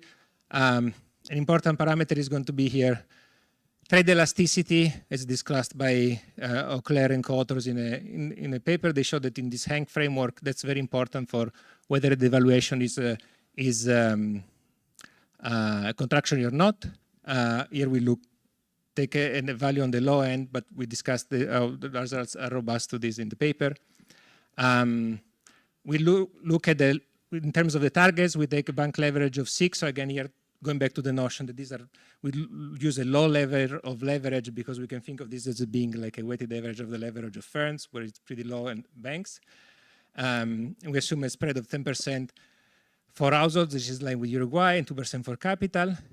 And then we calibrate the income process to match some micro data from the Uruguayan data. As I said at the beginning, an important, as we see from this data, there is a large share of borrowers, and there is a very big share of the population that are zero wealth households. So this is going to be important for our model. And for the portfolio, as Christiana was asking, since the portfolios are not pinned down at first order, we assume that households have a function X, which is the share of their liquid wealth in dollars, which is a linear function of their wealth. And we're going to calibrate these two parameters, eta 1 and eta 2, to match first the slope of the distribution of household dollar savings in Uruguay, and second, the share of foreign deposits held by banks. So here we use, in our baseline calibration, we use a dollarization rate of 25%, which is the median from our local projection analysis. And finally, we assume that households do not borrow in dollars, which is what is true for Uruguay. Okay. So given that our model is pretty rich, it's going to be useful to go through the propagation, through all the channels of the propagation of this foreign interest rate shock by going through a set of simpler models that are nested within our framework. Okay? So the main shock is going to be a tightening in foreign interest rate with a persistent of 0.85, which causes a 1% depreciation in the real exchange rate. Okay? So we're going to do this in step. So what are the channels through which this shock propagates in the simple rank open economy model? So we're going to have two standard channels.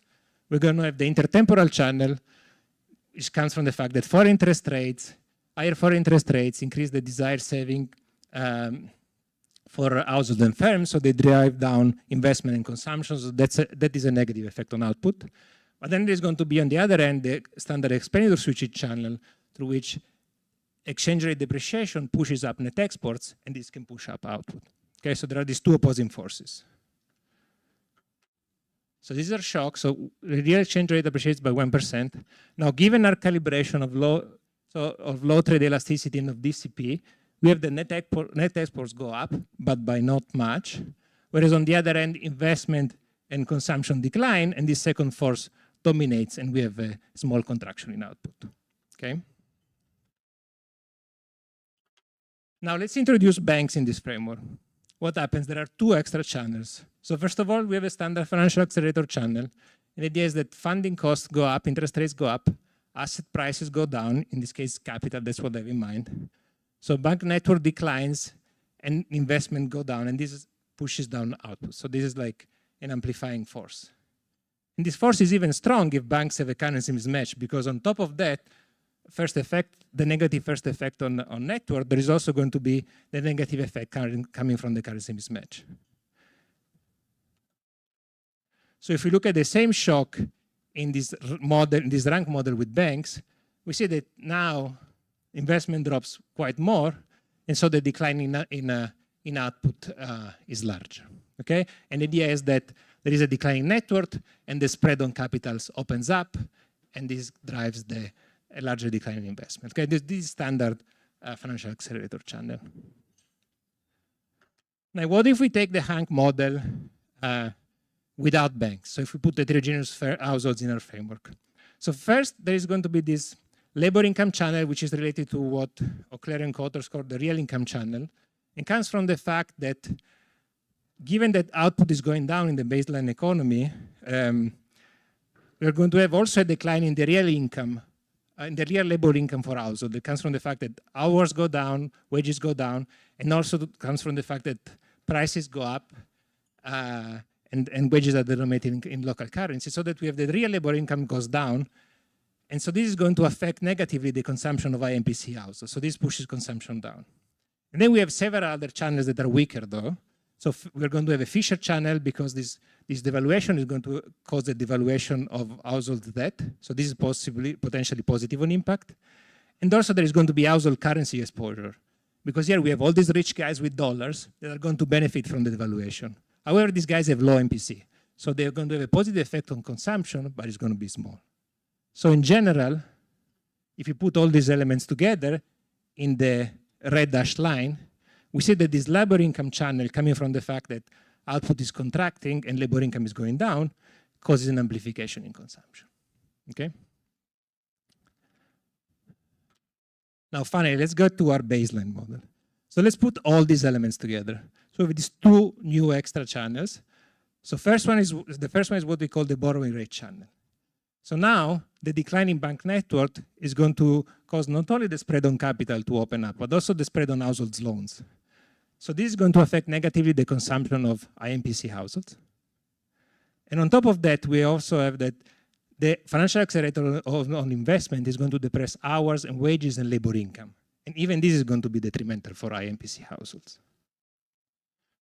So now when we put everything together, we see that in our baseline economy, which is the blue line, so we have declining network, spread on capital opens up, but also the spread on loans, which didn't have any role in the other models, opens up.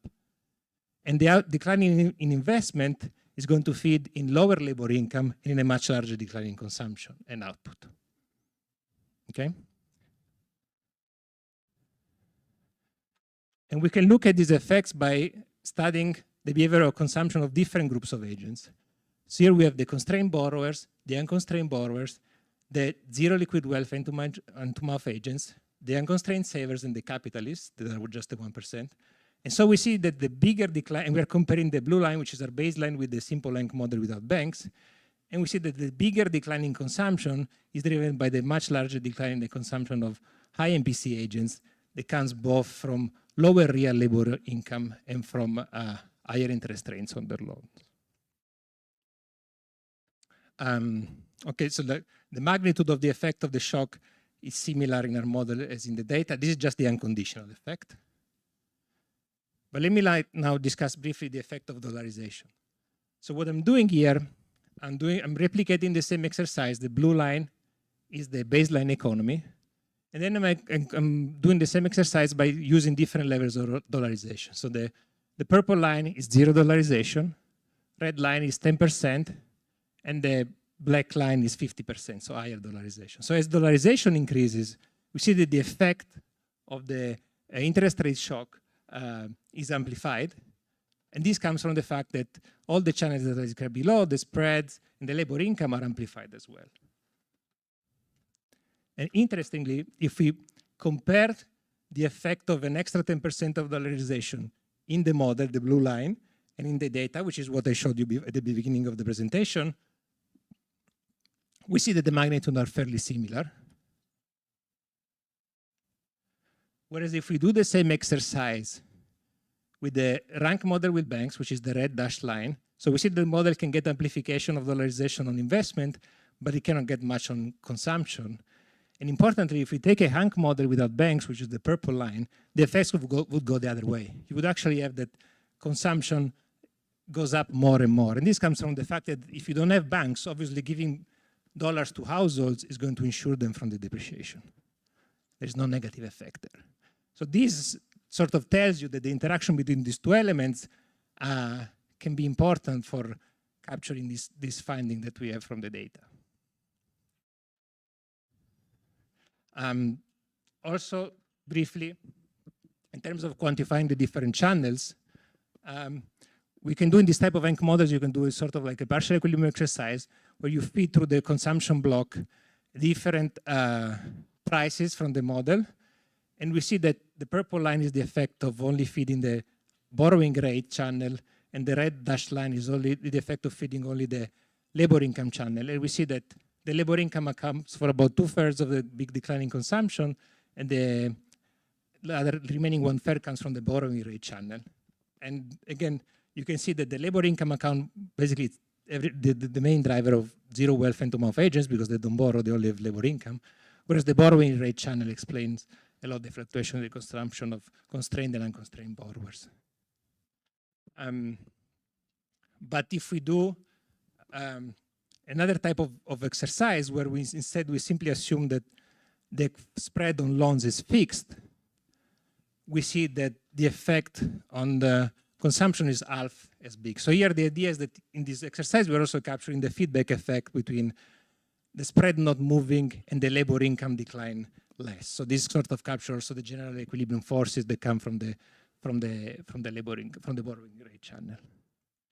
Okay, last exercise that we perform in the model. As I mentioned before, the central bank can potentially fight the depreciation by raising rates. So we have made the Taylor rule with the coefficient kappa I on exchange rate depreciation. So the larger kappa I, the more the central bank, the local central bank is going to find the depreciation. As I mentioned in the introduction, we're going to have two opposite effects of this force. On the one hand, stable exchange rate, they dampen the role of currency mismatch, but on the other hand, higher interest rates are going to lower aggregate demand and cause asset prices to decline, and this is going to amplify the financial accelerator channel. So we do is that we plot here the welfare of the different groups of households and the average welfare in the economy as we increase this kappa I, so how reactive the central bank is to exchange rate fluctuations. And we do this in our standard calibration with 25 dollarization, the blue line, and we repeat the exercise in a calibration with high dollarization. This is, I think, 80%. So we see that for low dollarization, there is no gains, no agent gains basically from exchange rate stabilization. This comes from the fact that the negative effect of lower asset prices and lower net worth of the financial sector are too strong. Whereas only if we have very high level of dollarization, then some level of response to the exchange rate fluctuation can be beneficial in terms of consumption volatilities for many agents. Okay, so let me conclude. So we developed a small open economy Hang model with financial frictions and the foreign currency deposits held by households, and we showed that this framework can introduce new channels for the propagation of a devaluation shock that come from the interaction between the currency mismatch of the savers, the bank, and the behavior of borrowers. And finally, we showed that central banks face a trade-off between smoothing exchange rate fluctuation and exacerbating the effects of banks' financial friction when trying to fight a devaluation. Thank you.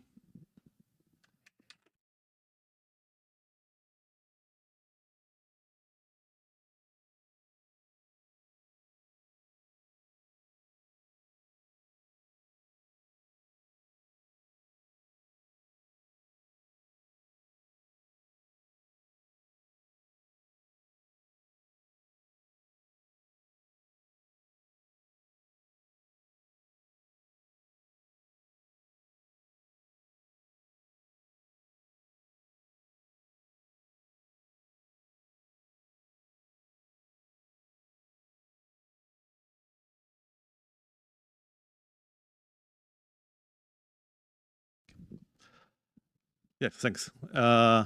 Thank you to the organizer for giving me the opportunity to read this interesting paper. I will comment on this, on some of the main ideas on the paper. Let me see. Yes.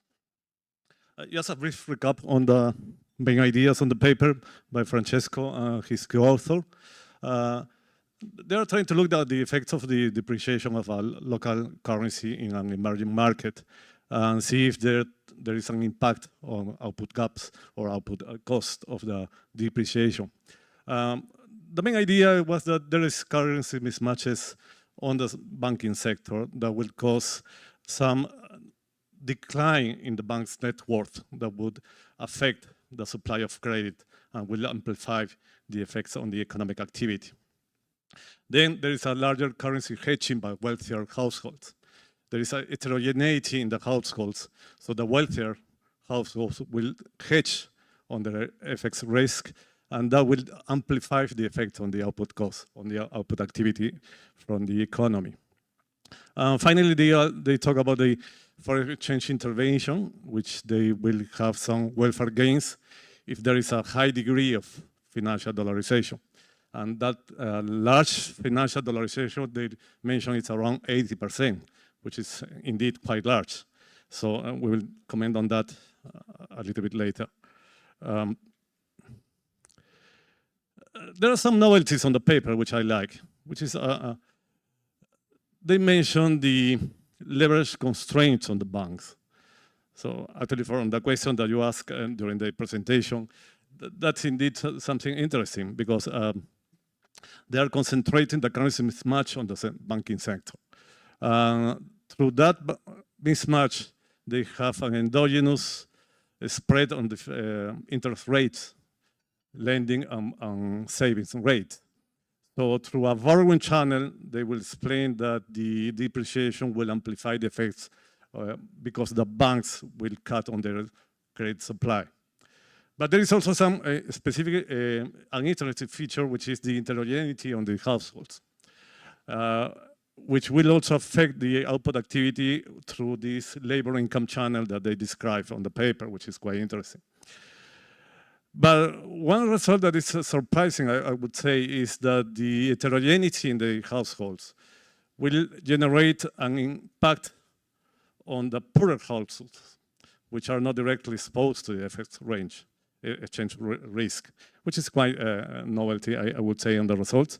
And this heterogeneity in the household will also amplify the effect on the economic activity and on the distributive effects within the household, which is quite interesting. So that's just a brief recap of all the main results on the paper, but I will comment on some of the assumptions. Actually, when Francesco was presenting, you were also asking about some of them. Of course, there is always, when we model something, there is always the discussion how much we should make the assumptions reality. Close to reality, so you have some trade-off on that. I think that the paper goes from some basic modeling and then expand on them, taking into account some considerations. They say they capture some stylized effects on the emerging markets, the dollarized emerging markets, which is, I would say are okay. They make some standard assumptions with the calibration of the modeling, which are okay, but they add these novel ingredients, which is the currency mismatch in the banks and the heterogeneity in the households, which are okay as well. But I would comment on a couple of assumptions that I would say they would need some more discussion on the paper.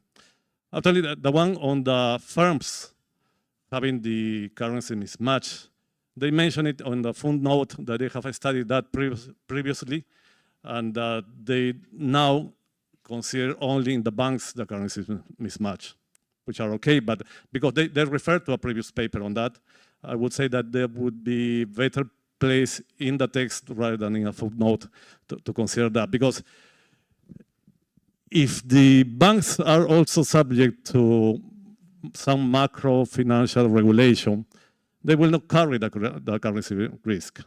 It would be the firms that will carry the currency risk. So those firms that borrow in foreign exchange currency, in foreign currency, they will have the currency mismatch and they will provide this mechanism that will expand the effects on activity. But they don't discuss that directly. They say that they have done that previously, and in doing that, they consider that in this paper, with the banks having the currency mismatch, they will provide an indirectly they will include the financial mismatch in the firms. But I guess that needs a little bit more discussion, I would say, in the paper.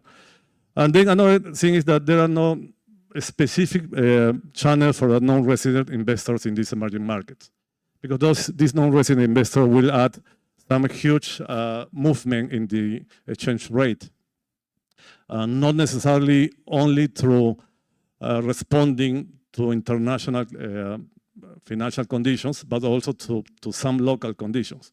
So non-resident investors will also add some considerations in this modeling that I guess will be nice to discuss as well. Again, this topic on the macroprudential regulation on FX risk, banks are usually highly regulated on this.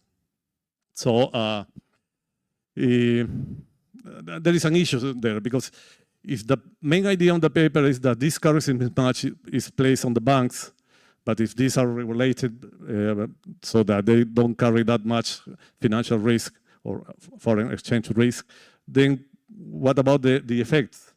Are they not functioning if they are regulated heavily on the FX risk that they are allowed to carry? And also, if the firms are the ones that have the currency mismatch, there is also some experience with emerging markets that the firms have also learned from experience, and they know how to manage their FX risk. So they use, for example, derivatives hedging for hedging away their financial risk or their FX risk. The banks usually focus on their long-term net financial risk, FX risk. So they don't change that frequently in the short term. But if you have the currency depreciation in the short run, probably the effect would be not that amplified in the modeling. But I'm not quite sure about that because of the model which have built upon assumption after assumption. When you read the paper, you have the idea that you have the sensation that there is a bad thing, and that bad thing is the dollarization. So how much of a bad thing we should have in these emerging economies? Because if you have a currency depreciation and then the effect on output activity is quite large and it's amplified because of this financial dollarization, then you should conclude that you should erase all financial dollarization. But in the first place, there is actually financial dollarization in these economies. So if there is any benefit on that, I wonder, and this is a question for Francesco, please. I wonder if there is symmetry, some symmetry in the results. If there is a currency depreciation that is amplified through this borrowing channel and labor income channel that amplifies the effect on the output, what about currency appreciation? Would have the opposite effect? That would mean that there is a benefit effect from a currency appreciation that will expand activity more than in any other case. So I'm not quite sure about that in the modeling, but that should be quite worth discussing in the paper, or at least mention some of that, which is the final comment over there. Also about the forest intervention, which is quite interesting, the results from the paper. I really like them. Because, some 3 decades ago, financial intervention, foreign exchange intervention was not a good thing. In the last couple of decades, we have been discussing in Central Bank that that's something that happens, and it's good to have financial foreign exchange intervention.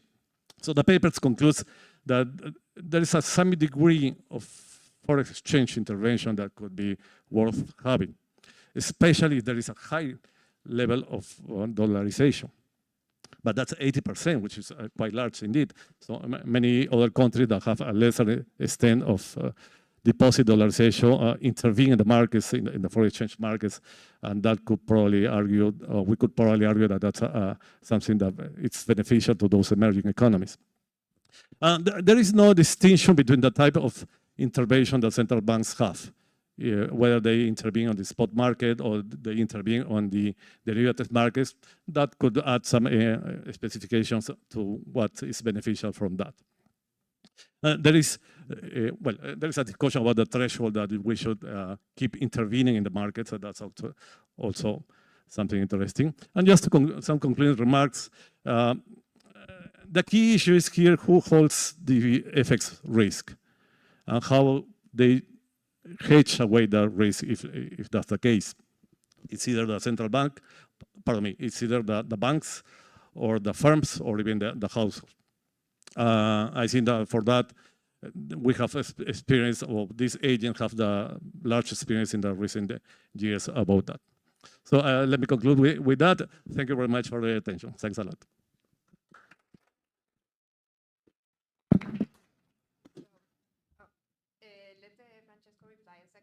Discussion, then we'll start with the questions. All right. Thanks a lot, Alberto. These were all super interesting points. Let me start from the one that was also the core of the discussion with the presentation. So banks versus firms mismatch. You can shut down the banks completely in my model that showed you, and the real labor income channel, which is 2/3 of the movement in consumption, is going to still be there. So you can make this paper, if you want, about just firm currency mismatch, and like 2/3 of the results are probably going to be there. So then also it's this discussion about banks being regulated. So I understand that they have to match deposits to loans, but it doesn't mean that they are like edged from exchange rate fluctuation. Just have to match it, but it doesn't mean that they're edged. And following up on this edging discussion, this is obviously crucial for our paper. And I'm not.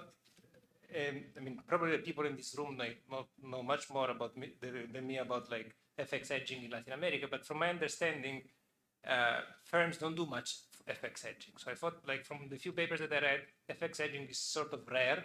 So I don't think it's going to like take away the currency mismatch problem, at least from the non-financial sector. I think maybe Juliana, you have something in your paper, no?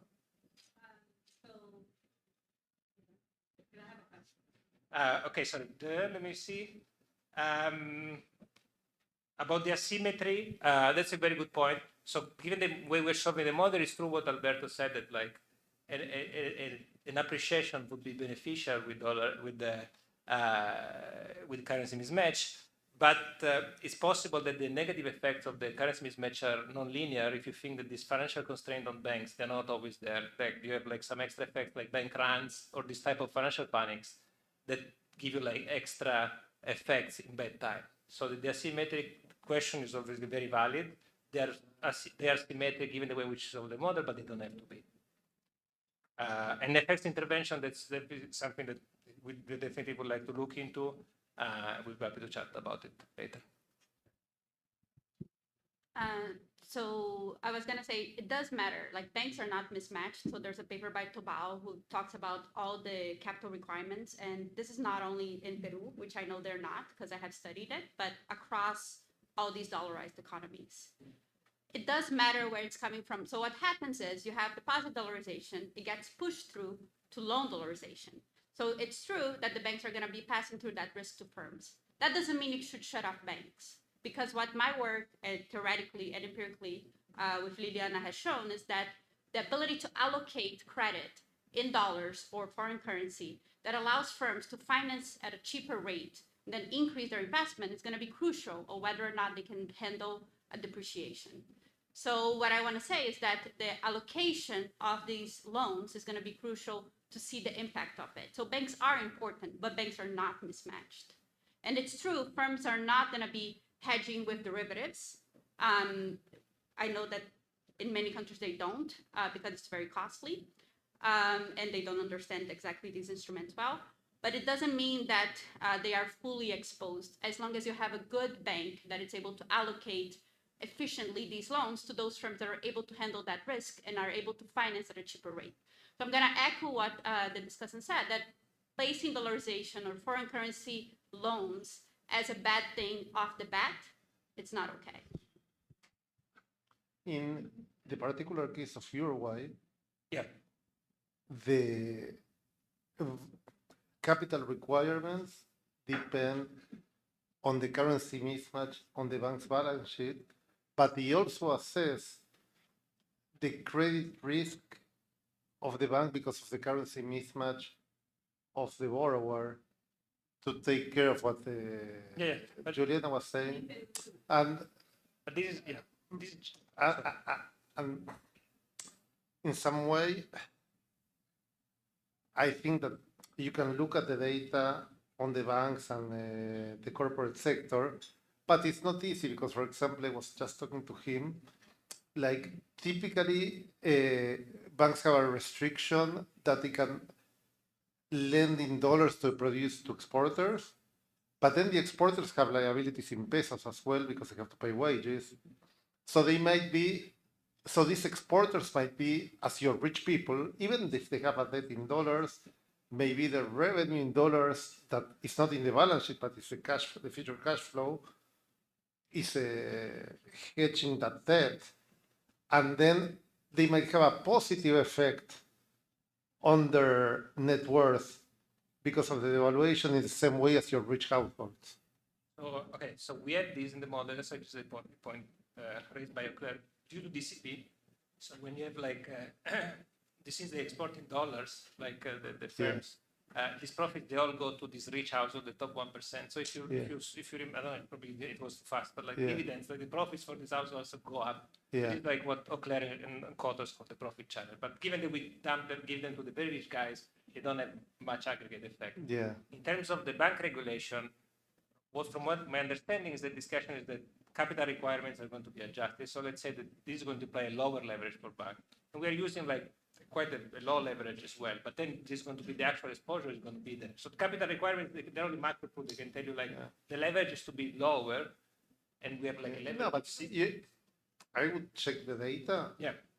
My hunch, like in Paraguay, they are not in Argentina, they are not here in Peru, they are not. My hunch is that if you look at the bank exposure, it's going to be low. Yeah, and direct, if you look at the firm exposure, exposure, it might work the wrong way. way is tricky, but someone has to Like, pay these dollars at some point. That's the when during the depreciation they want the dollar. If they only go to the exporters and the exporters benefit from the devaluation. But I think it's not only the exporters. Like there is like a paper. I think in Peru also like it's not only the exporter. There's a paper like by co-authors. And the Fed. like the firms can They be don't. saving dollars as well, so they're driving some of this dollarization as well. So they can be managed, maybe not through hedging and financial. They can be So, sorry, I'm going to interrupt you guys. You can continue the discussion afterwards. I don't know, Federico had a question from the beginning, so I want to finish with that. Yeah, Francesco, now we're basically in this audience, you're getting the same kind of comments, which is that, I mean, we suffer so much about with the mismatches in the 90s that the regulatory framework in the 2000s changed completely. No, I would say Latin America, but if you go to Armenia or Georgia, which are also dollarized countries, the same. No, this idea that you don't allow banks to have a big mismatch and you only give loans in dollars to exporters. Latin America, not in Georgia and Armenia, where they actually give like mortgages in dollars. So you have a little bit there.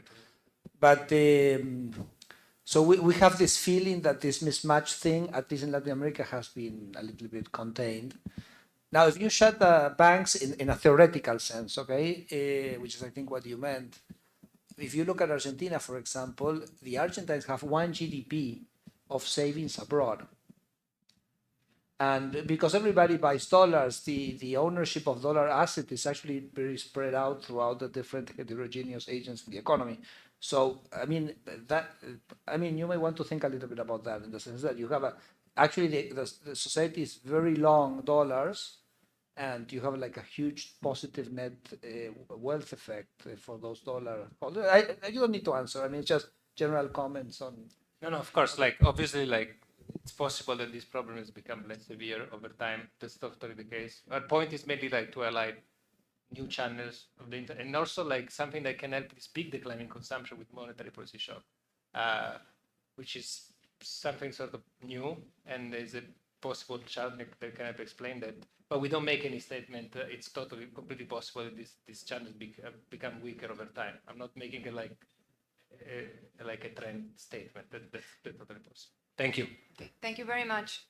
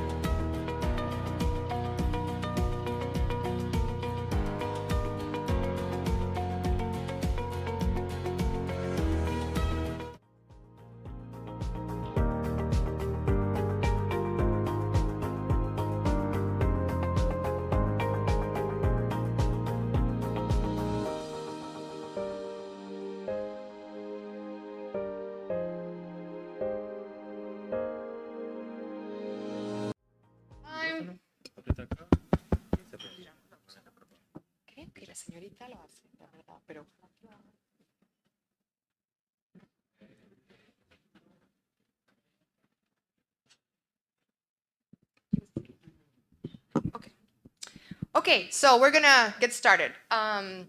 So we have our last paper of the day, and we're gonna have Fernando Arce talking about tax revolts and sovereign defaults.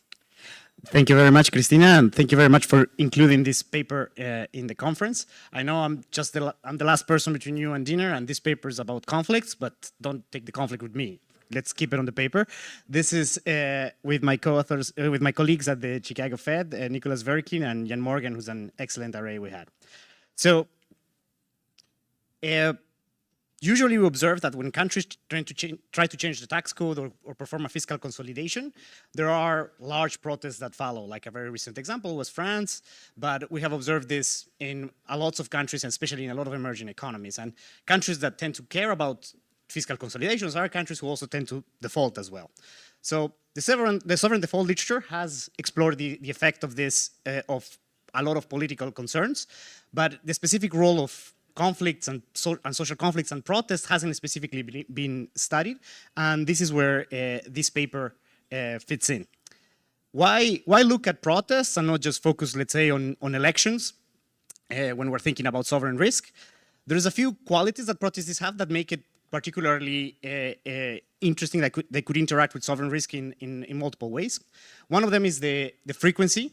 They tend to happen at a much higher frequency than elections, and these frequencies are consistent with the frequency at which we observe interest rate spreads, for instance. Protests are also costly for all parties involved. They tend to involve days lost from work. They tend to cause disruptions and lower output for everybody involved, both for the protesters and for the people who don't participate in the protests. And this makes that staging them and organizing them can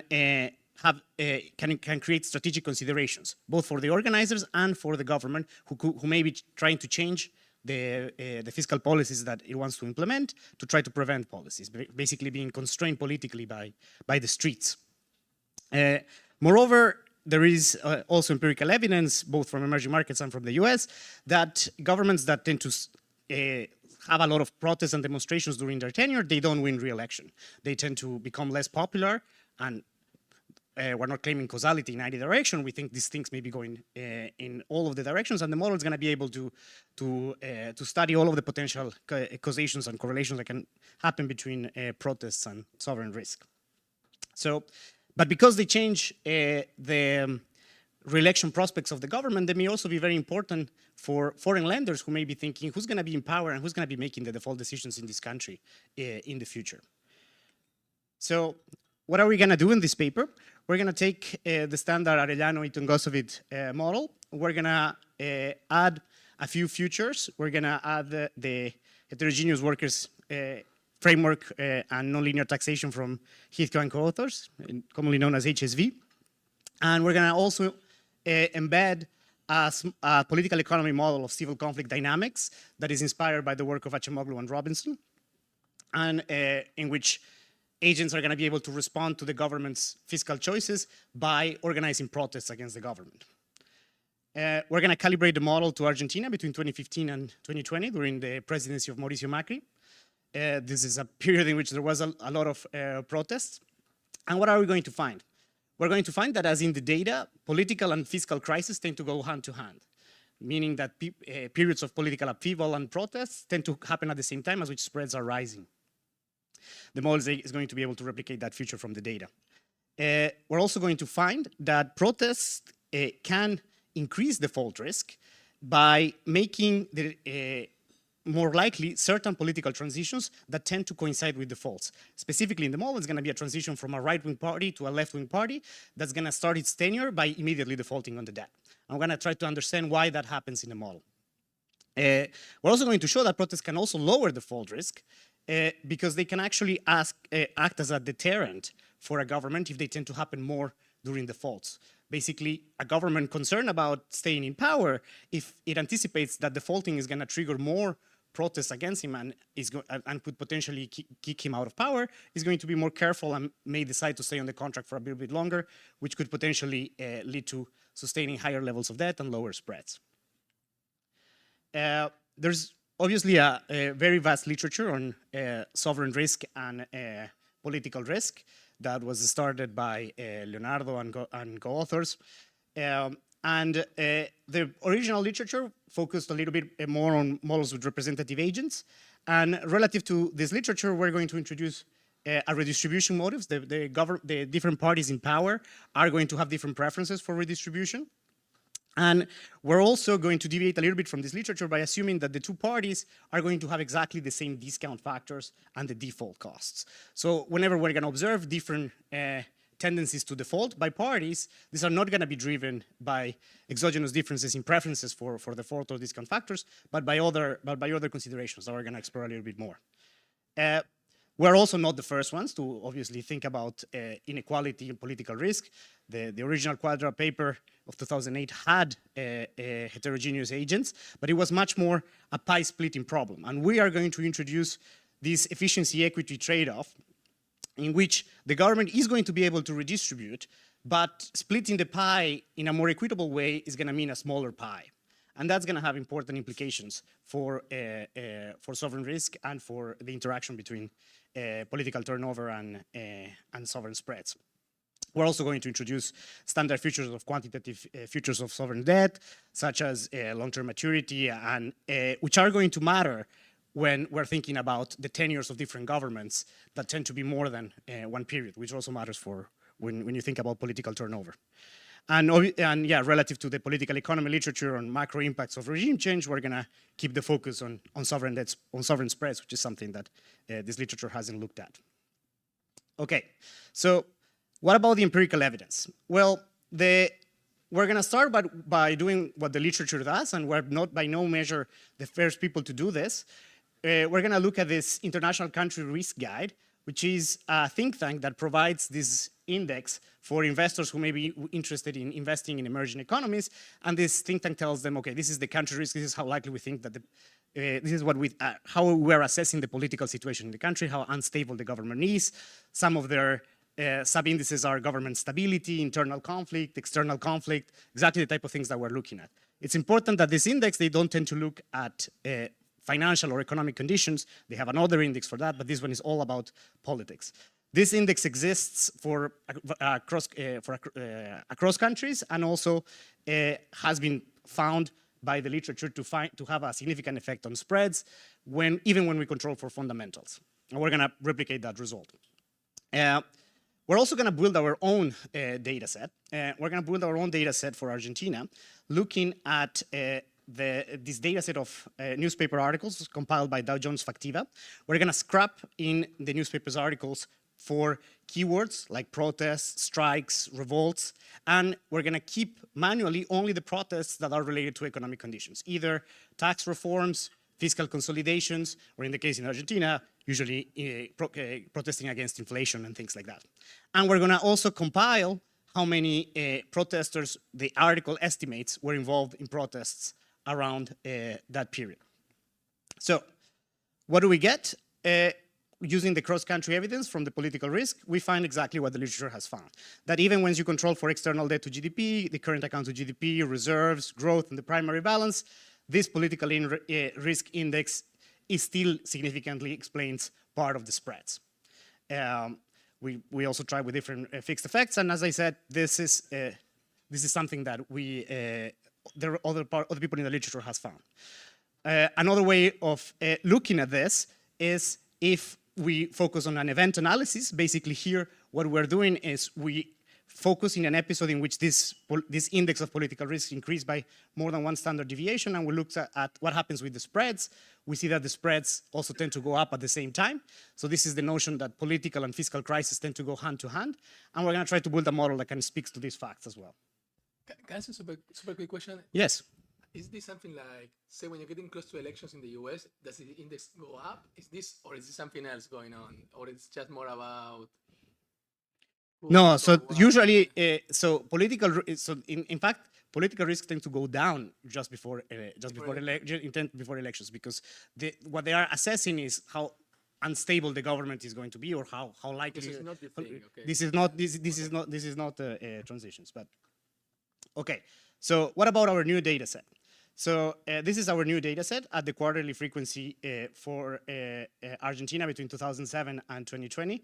We have extended it now all the way to 2000. We're gonna try to do the 90s next. But as you can see here, you can see the dots represent the number of protesters involved in that quarter. We separate the protests by protests and strikes, or both, if those happen during that quarter, and we separate the two, the presidencies by the dotted lines. The shaded areas represent periods in which Argentina was in default. So this is the period in which we're going to calibrate the model. This is the Macri presidency. As you can see, it was very tumultuous. So what I want you to get from this fact, and that we're eventually going to try to calibrate the model to, is to the fact that there tends to be more protests when the right is in power, at least from this picture, but also there's a lot of protests during defaults. And we're going to try to, we're going to have a model that can generate those things as well. But just to be concrete, what does it really mean that it was very tumultuous during Macri? That there's a lot of people... The concentration of points and the size of the points here. No, I got, but... Okay. But if you go, what do they measure and say, okay, yeah, this is a moment that the index should be going up? What is exactly that they is indicating? So this is not from the index. This is us on the newspapers articles. This is not from the index. This is us literally reading newspaper articles and counting how many protests there were. That's where the y-axis is. And the size of the dot is in the newspapers articles, how many people they say they were involved in the protests. Okay. So this is, so because that index was black boxy, we decided to collect our own data. I don't know what the people in the think tank do, but that's why we decided to do this. Okay. So you can see also that... A quick question. You mentioned this is your own data, but I was wondering if there is, you have, the most of the events are from both, from protests and strikes. But I was wondering if you have the actual, is there a difference between an announcement of the strike or this the strike itself? This is the strike itself. This is the strike itself because we have a number of people who participated in the strike. So we can get this also at the daily frequency. So this is zooming in during the Macri presidency. You can see that at the beginning of his term, he negotiated a deal with the lenders and Argentina was allowed back into the markets. There were a lot of protests that happened in the beginning. At some point, the index of political risk and the number of protests started to going up at the same time as the spread started going up. And then once we get towards the end of his presidency, we had to change the scales because the spreads keep going up and up. Now we're getting to 2,000 basis points. And what we observe is that at some point there are primary elections. The lender starts anticipating that Macri is going to lose re-election. And indeed, when election comes, Macri loses re-election, the left comes back to power and immediately defaults on the debt, which is something that the model is going to be able to replicate as well. Okay, so now let's go to the sovereign debt model. So we're going to have a model that's a bit convoluted, has a lot of bells and whistles, but it has a lot of like standard features little by little. So we're going to have a government that can be controlled by two parties. We're going to denote those parties left and right. The parties are going to have a different taste for redistribution. And that's going to be the only difference between the two parties. The left-wing party is going to prefer the poor, and the right-wing party is going to prefer the rich. And by poor and rich, I also mean people who are more or less productive, and I'm going to denote them also as left and right, basically the preferred constituency of the left, the preferred constituency of the right. When you are the party in power, you get to make the fiscal decisions. Basically, that means that you get to decide if you want to repay the debt or not, the default decision, but you're also going to make decisions about the level of tax progressivity and the level of debt issuances. That we're going to call the fiscal packages. After the government makes the fiscal packages decisions, we're going to have households that, as I said, are going to be heterogeneous on their labor productivity, and they're not going to be silent, especially the households who are in opposition. So when the right is in power, the left households are going to get to play, and vice versa. And what does it get into play mean? The households are going to decide if they want to revolt against the government or accept the fiscal packages. Revolting is going to induce a cost for everybody involved in the economy, but is also going to come with potential benefits in the future by decreasing the likelihood that this government that you oppose stays in power. So the firm is going to, we're going to also have a firm that combines the labor of both types of households and is going to hire both households. And we're going to have lenders that are pricing the government debt, and they're going to understand that the price of government debt also depends on whether or not there was a revolt. So production is pretty straightforward. It's very off the shelf. We're going to have the CES production. Alpha is, A is going to be the TFP shock. And alpha is going to tell us how does this TFP shock is going to depend both on the default decision of the government and also on the revolt decision of the households. These are the pre-tax wages that the low-skill and high-skill households are going to get. The only difference between the left-wing households is that theta L is going to be smaller than theta R. This is what makes you rich or poor. But as you can see, the wages are going to depend on the total TFP. So both pre-tax wages are going to depend on total TFP, but also on the individual productivities. The only exogenous aggregate shock that we're going to have is this TFP shock. Okay, so super quick. You want me to think about the data they show as revolts or indications of future revolt? No. So this R variable is going to be whether or not the households did revolt. But or I mean, when you did this data in the newspapers, that's revolts? Yes. So you think about as revolts? We're going to think that there's in the data, when we're going to discipline this, we're going to say if there were more than 100,000 people, cool. That's a revolt. That's a quarter with a revolt. Okay. So the government state space. The government wakes up and observes the TFP, the aggregate TFP of the economy, its initial level of debt, and with this backlash I, we're signaling what's the type of the government in power. So this can be a left-wing government or a right-wing government. This is the type of the incumbent. The government chooses whether or not to default and the taxes that are going to be picked. I'm going to explain you a little bit more about how the taxes work, but we take this completely off the shelf from HSV. So if you default, you are kicked out from international markets, but you still get to make the tax progressivity decisions. And if you repay, you make the tax progressivity decisions, but also the borrowing decisions. So how do the taxes work? And this is where it would have been good to have the buttons, but we don't. So let me explain you very quickly. So this tau1 parameter is going to control the level of tax progressivity. By varying this tau1, you are going to be changing the labor supply that both households make, and actually it's going to directly pin down the labor supply, because we're going to be assuming that the households have log consumption and a free elasticity of labor. So the tau1 is directly going to pin down the labor supply and also the size of the pie. This is the equity efficiency trade-off that I mentioned. The other part of the tax structure is going to be this tau0, which is the tax level. So the tax level, we're going to make it be whatever it needs to be such that the period budget constraint of the government holds. Because the price of the debt is going to be determined by the revolt decision, at the time the government makes its fiscal package decision, basically the progressivity and the borrowing, it doesn't know if the households are going to revolt or not. It has a good idea, it can predict it, it understands the probability of revolts, but it doesn't know exactly. So the tau0 is going to be there to fix, to make sure that this period budget constraint holds. Okay, so let's go over a quick example of what happens if the government decides to repay. So the government decides to repay, it has to decide the fiscal packages, the borrowing and the tax progressivity. We're going to have a Tay shock drawn from a logistic distribution in the same spirit of something that Pablo presented today.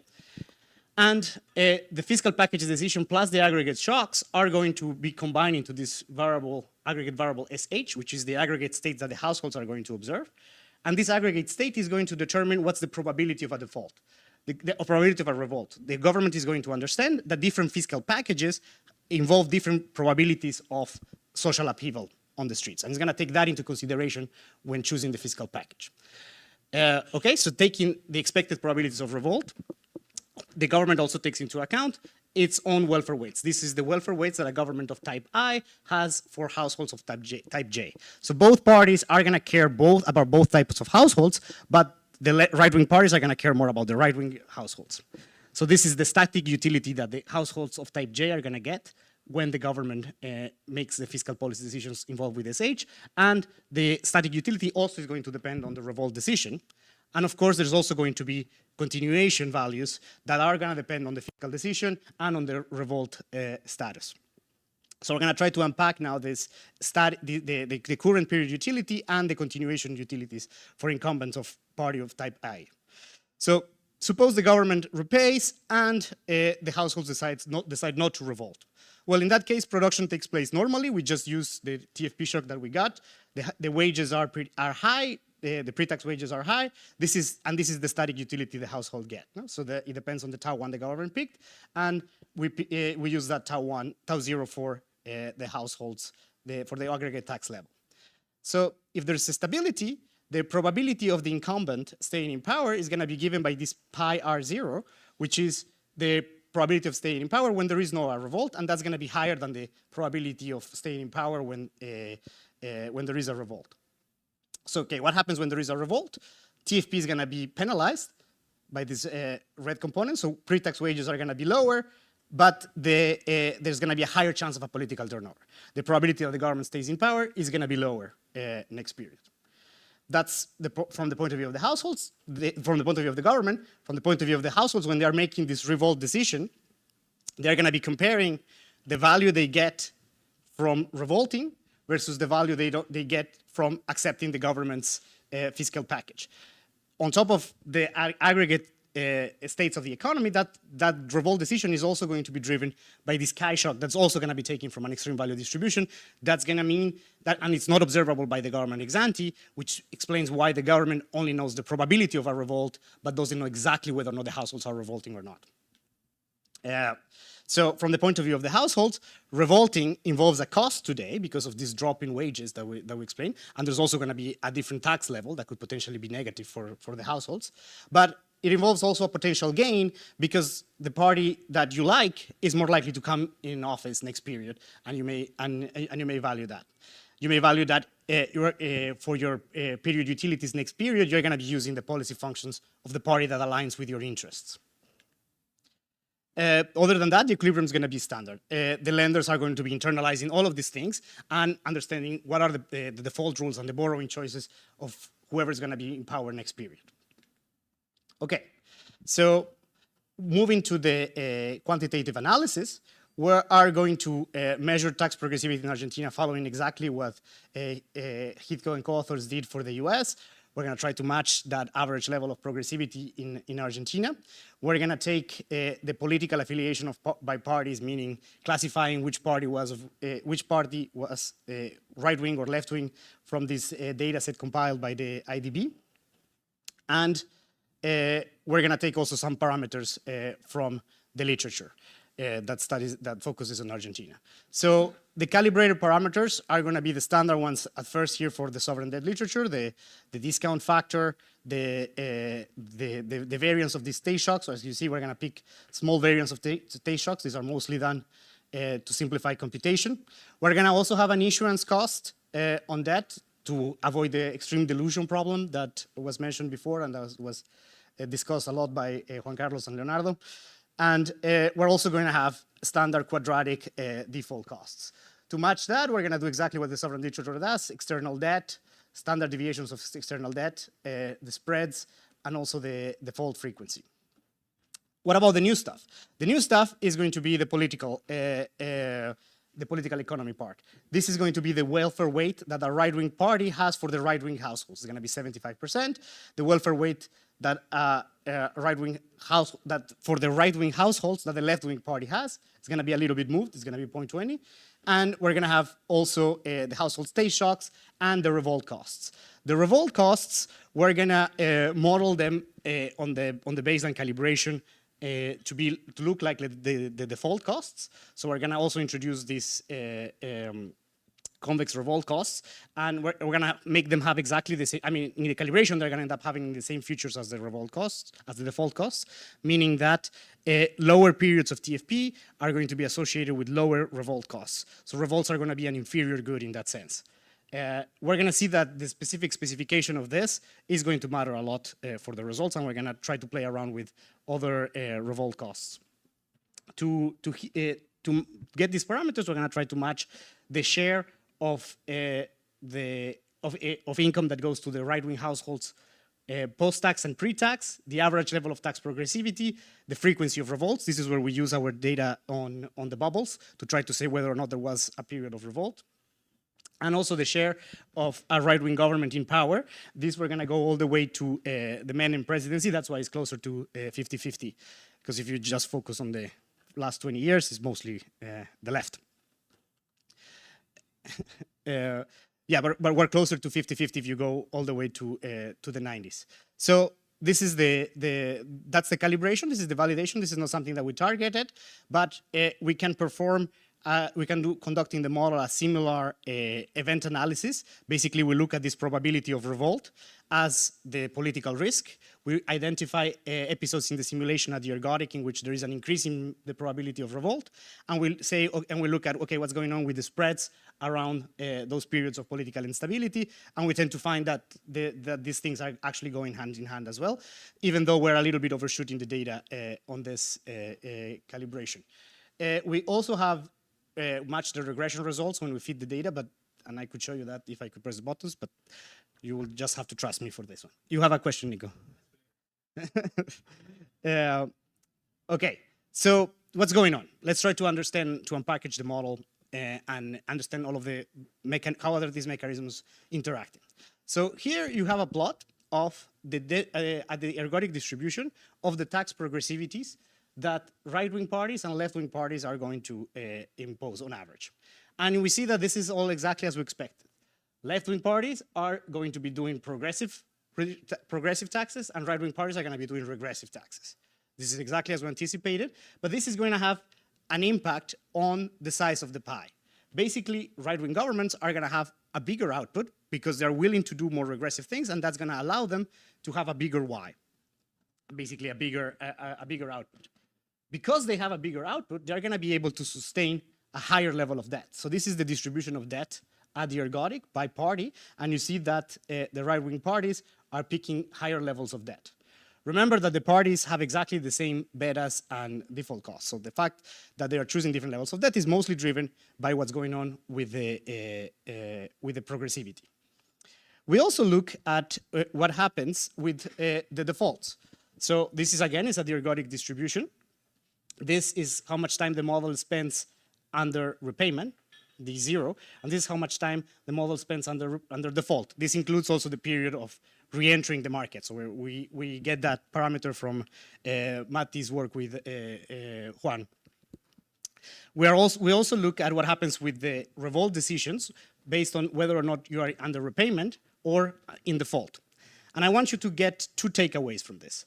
The first one is here in blue, is that at the ergodic, left-wing parties tend to default more frequently, tend to spend more time on default than right-wing governments. We're going to try to understand why. And also, revolts tend to happen more during defaults than under repayment. I'm going to try to understand why that's also the case. Okay, this is what I just said. Left-wing parties default more frequently. Interestingly, this would not be the case if we didn't have political turnovers. So this is what we get for the baseline specification that I just showed you. But imagine we also solve a version of the model in which there's a left-wing party that is always in power, and a version of the model in which the right-wing party is always in power, and we look at the default frequencies in the ergodics, and they will be the same. And this we know because the betas and the default costs are the same. But we're not getting that in our model, and we're going to try to understand why. The second point is revolts are more common under defaults. In fact, revolts are allowing the economy to sustain more debt at lower spreads. And this is, this statement comes from the fact that we compare our baseline model to a model with exogenous turnover. Suppose we shut down the ability of the government of revolts, so we only have the transitions that are driven by the exogenous shock. We find that in that economy, you can sustain lower debt, you face higher spreads, and you observe a bigger frequency of defaults. I'm going to try to provide some intuition about why is that the case as well.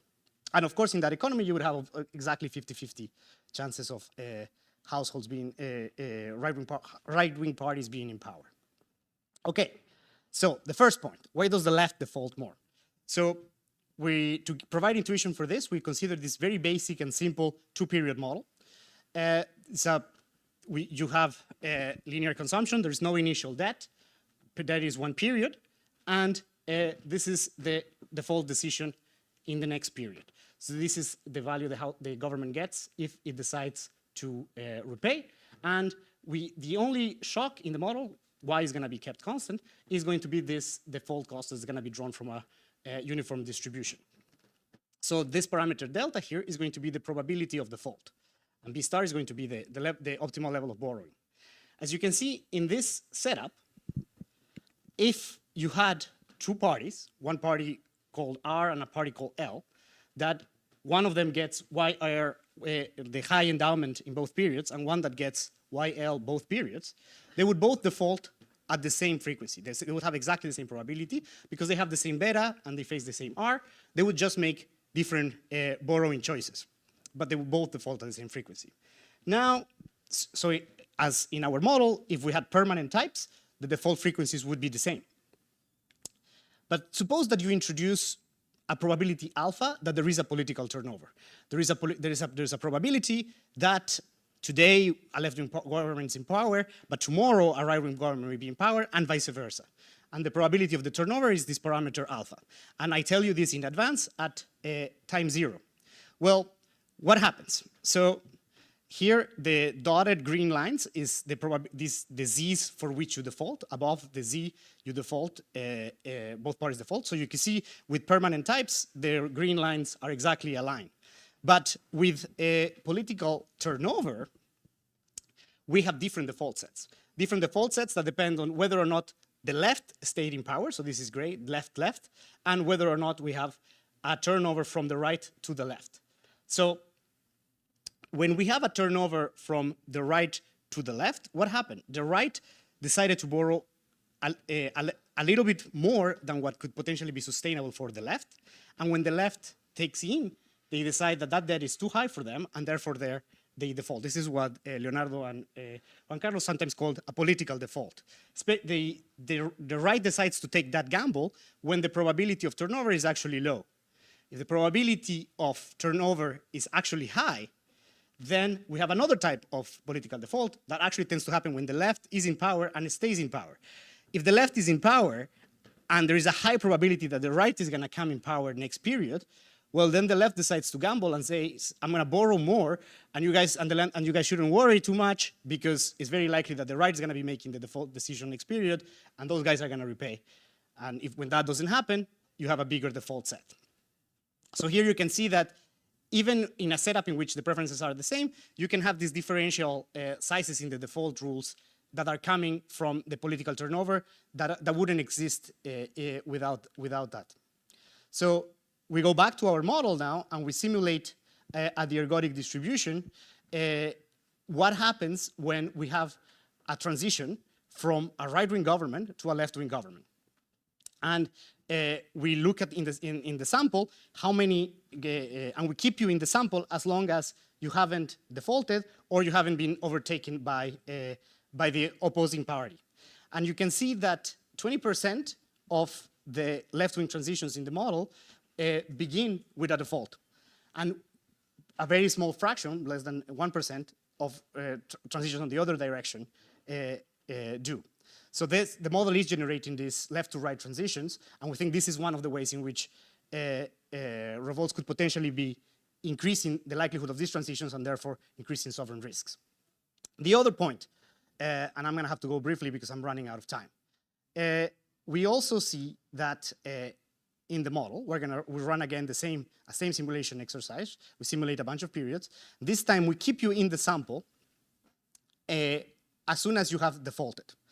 And then we try to see if you are able to re-enter in the sample, then if you are able to re-enter to credit markets, then we kick you out of the sample, or you have been overturned by the opposing party. So this is to convey the image that when there is a default, both of them are going to be facing a very high level of number of revolts, which is going to increase the likelihood that they get turned over. So the sizes of the color bar here is all of those parties that are not able to re-enter credit markets and are instead overturned by the opposing party after a few periods. So why do we have more revolts in default? We think at this stage that it may have to do that in the type of specification that we have of the revolt costs when you are already in default. So this is alpha when you have default and revolt. So what we're plugging in here in the revolt cost function is already the penalized TFP of you getting default. So when the government is, and because we know that this revolt penalties are lower when the TFP is low, a default is in a way making a revolt cheaper for the households, and that explains why you would get more revolts during defaults. Quick question. Yeah, go ahead. All these things also imply that this government would like to play with the maturity structure of bonds differently. I'm wondering whether the fact that this is exogenous and you cannot play with it, lambda, whatever, this is the only margin of adjustment. But if I could play and understand that you come in later, I would choose a different lambda than you, and then maybe all these things go back to normal. That's a very interesting question, and we think that yes, the maturity choice is one choice. Another thing is this: there's all of this literature on like feeding the beasts, basically because you know that I may be coming lower, I may be making different debt decisions to either constrain you or not constrain you. We think the revolts are definitely interacting with both of these features. We don't have a very good. I don't have a very good answer for you today, but we are going to go there. So we try also with different specifications of the revolt costs. So one of them is just, so we start with there are no revolts. This is the exogenous turnover. We try with a constant revolt cost that doesn't depend on anything, on A or anything like that. We still get a lower default frequency, but and we sustain more debt. So some of it is coming, so we do get some of our results, obviously not as much as in the baseline. We also try, this is our revolt cost independent of D, we also try putting A here as opposed to alpha 1, 0. That allows, that still keeps the level of defaults low, but it lowers the amount of debt you can sustain.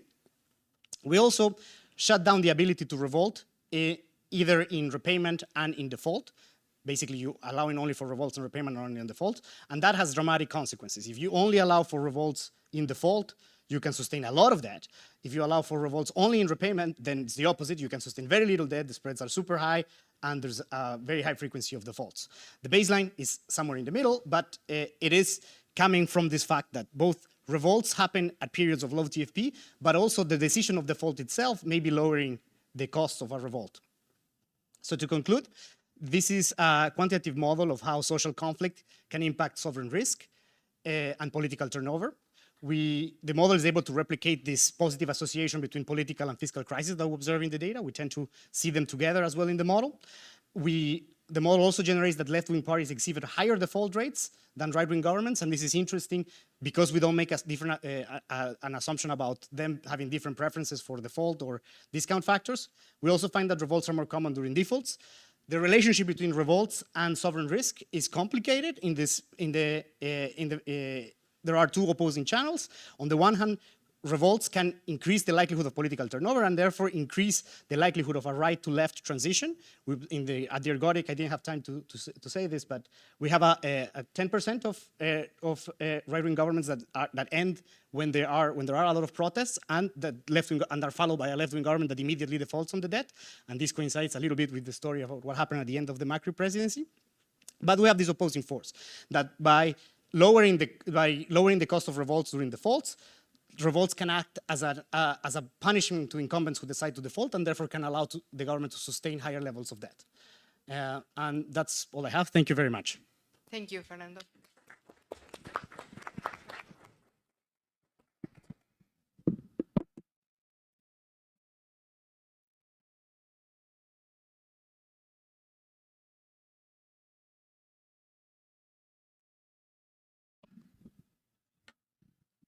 So thank you for the opportunity to discuss this paper.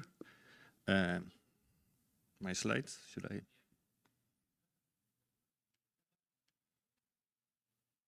No slides? Let me start by saying that my opinions are my opinions and not the opinions of anyone else. It's in the slides.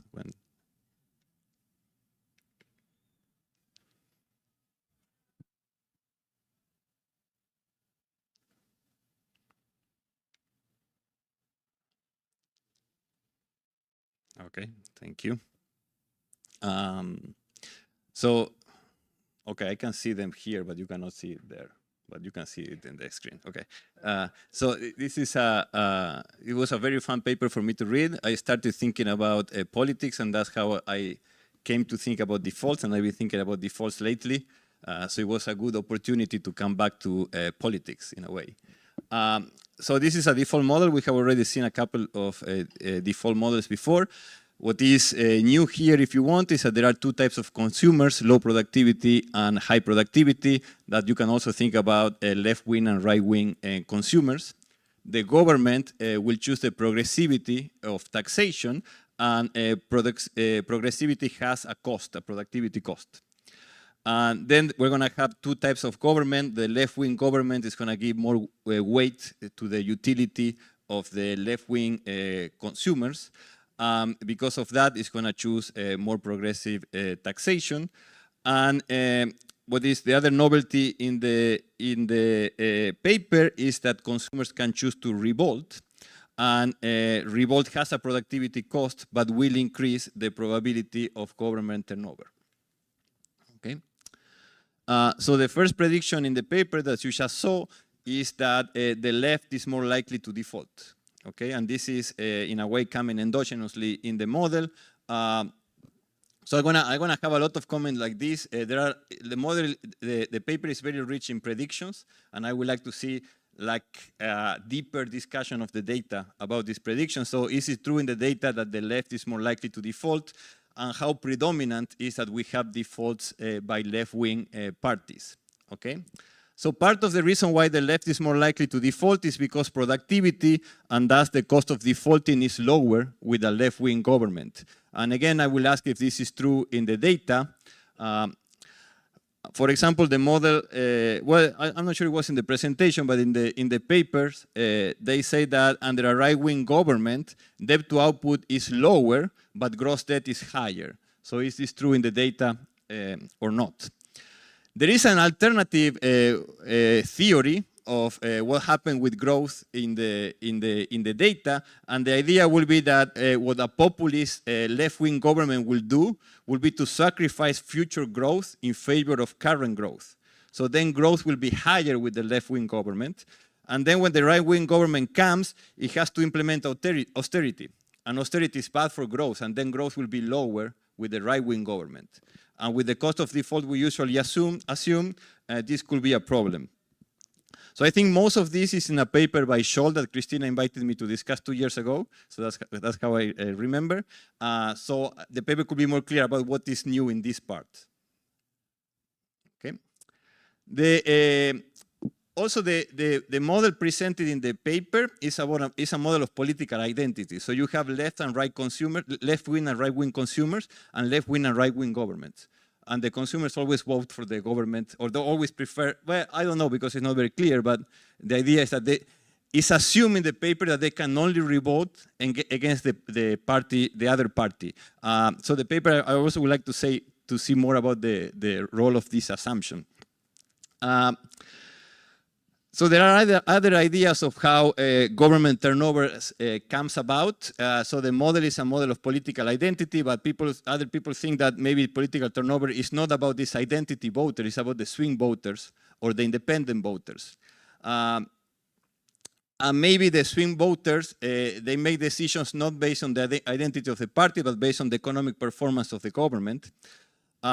So we could kind of think about this question if we look at the data, and for example, we think about how correlated is the probability of political turnover with economic performance in the model and in the data, and whether we see differences in these correlations for the left-wing and right-wing governments. The paper also got me thinking about why and when are revolts important. So in the model, of course, revolts are very important.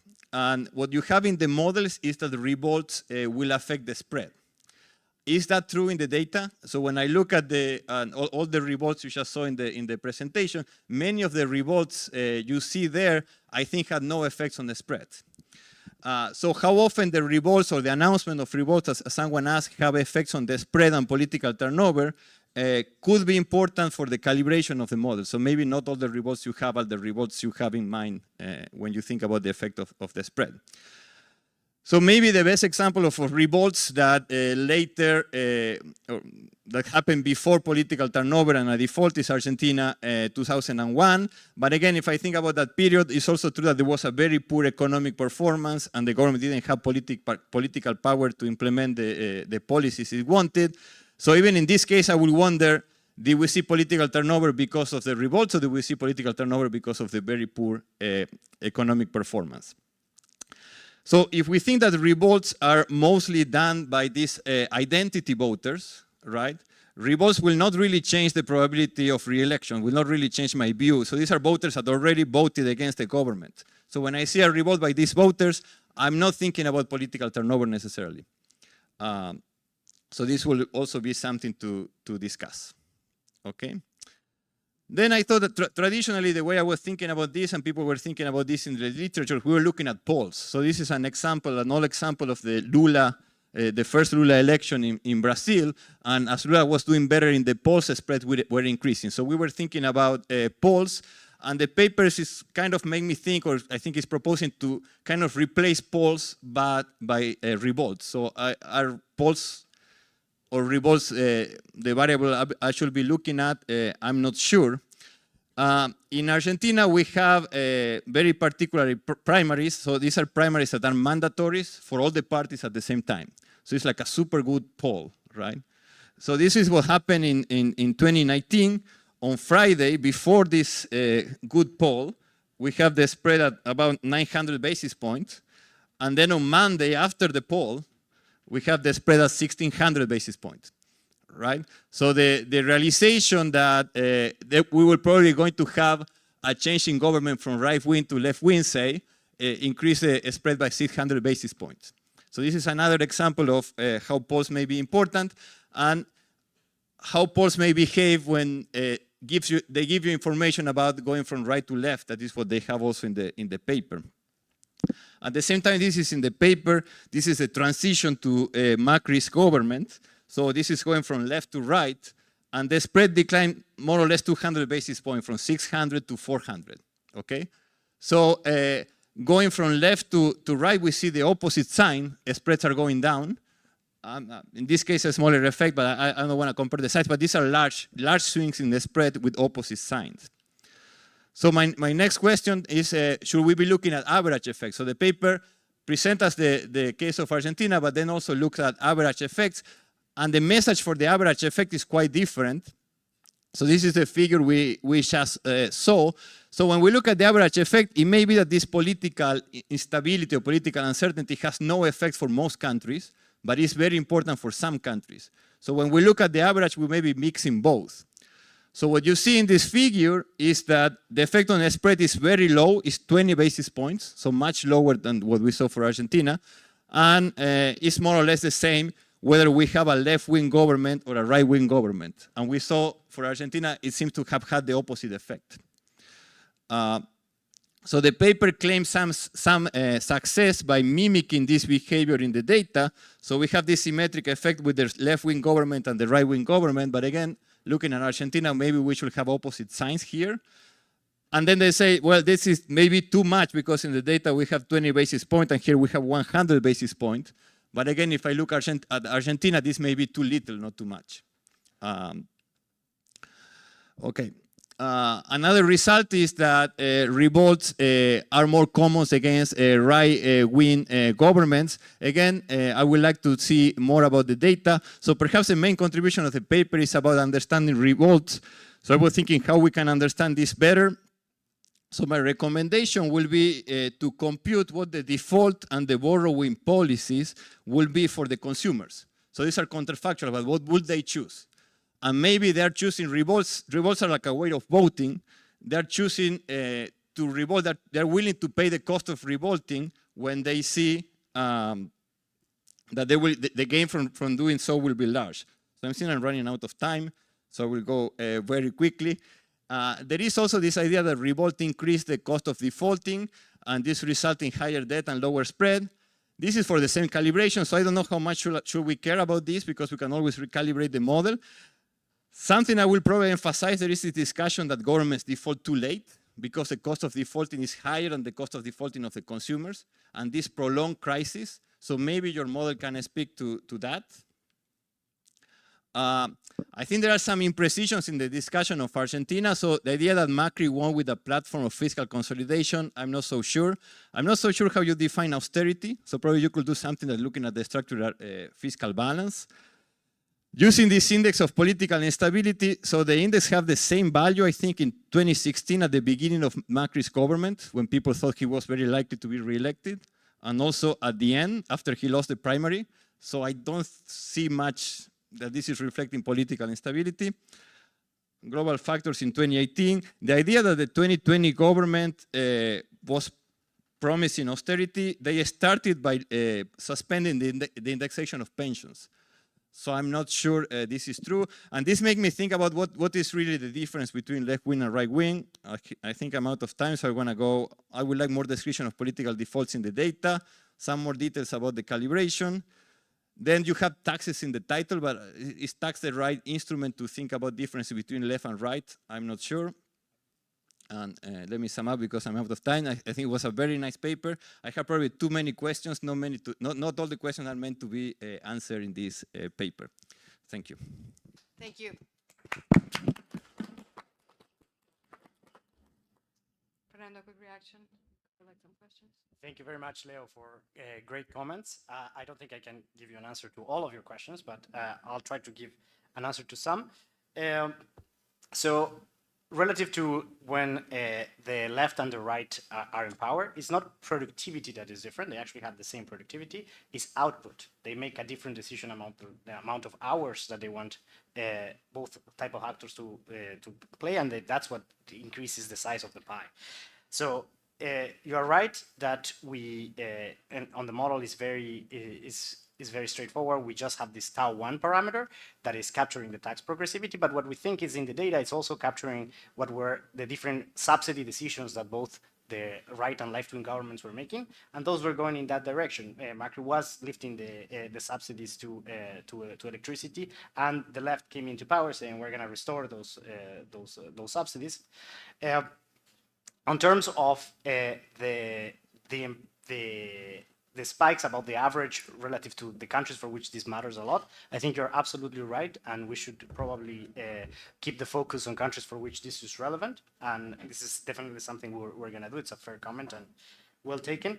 In terms of the difference with what has been done in the literature, we think that given we are the first paper to give the households the ability to change the ability of have a political turnover.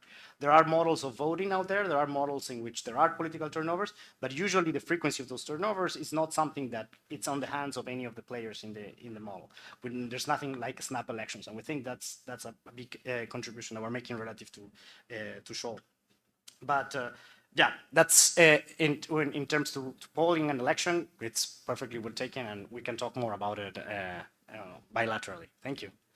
Thank you. Any question? Okay, thank you very much. Let another round of applause for everybody. So that concludes our first day. We have, I think, dinner plans. I think it's 7:30, if that's correct. So maybe Carlos can tell us a little bit the instructions. Thanks, Cristina. But the plan is to be at the lobby 7:10, and then we will take a bus to the restaurant. So at the end of the dinner, we will have a bus service waiting for us approximately 9:30 p.m. approximately. So we see you at the lobby. And tomorrow we start at 9 a.m. So, thank you.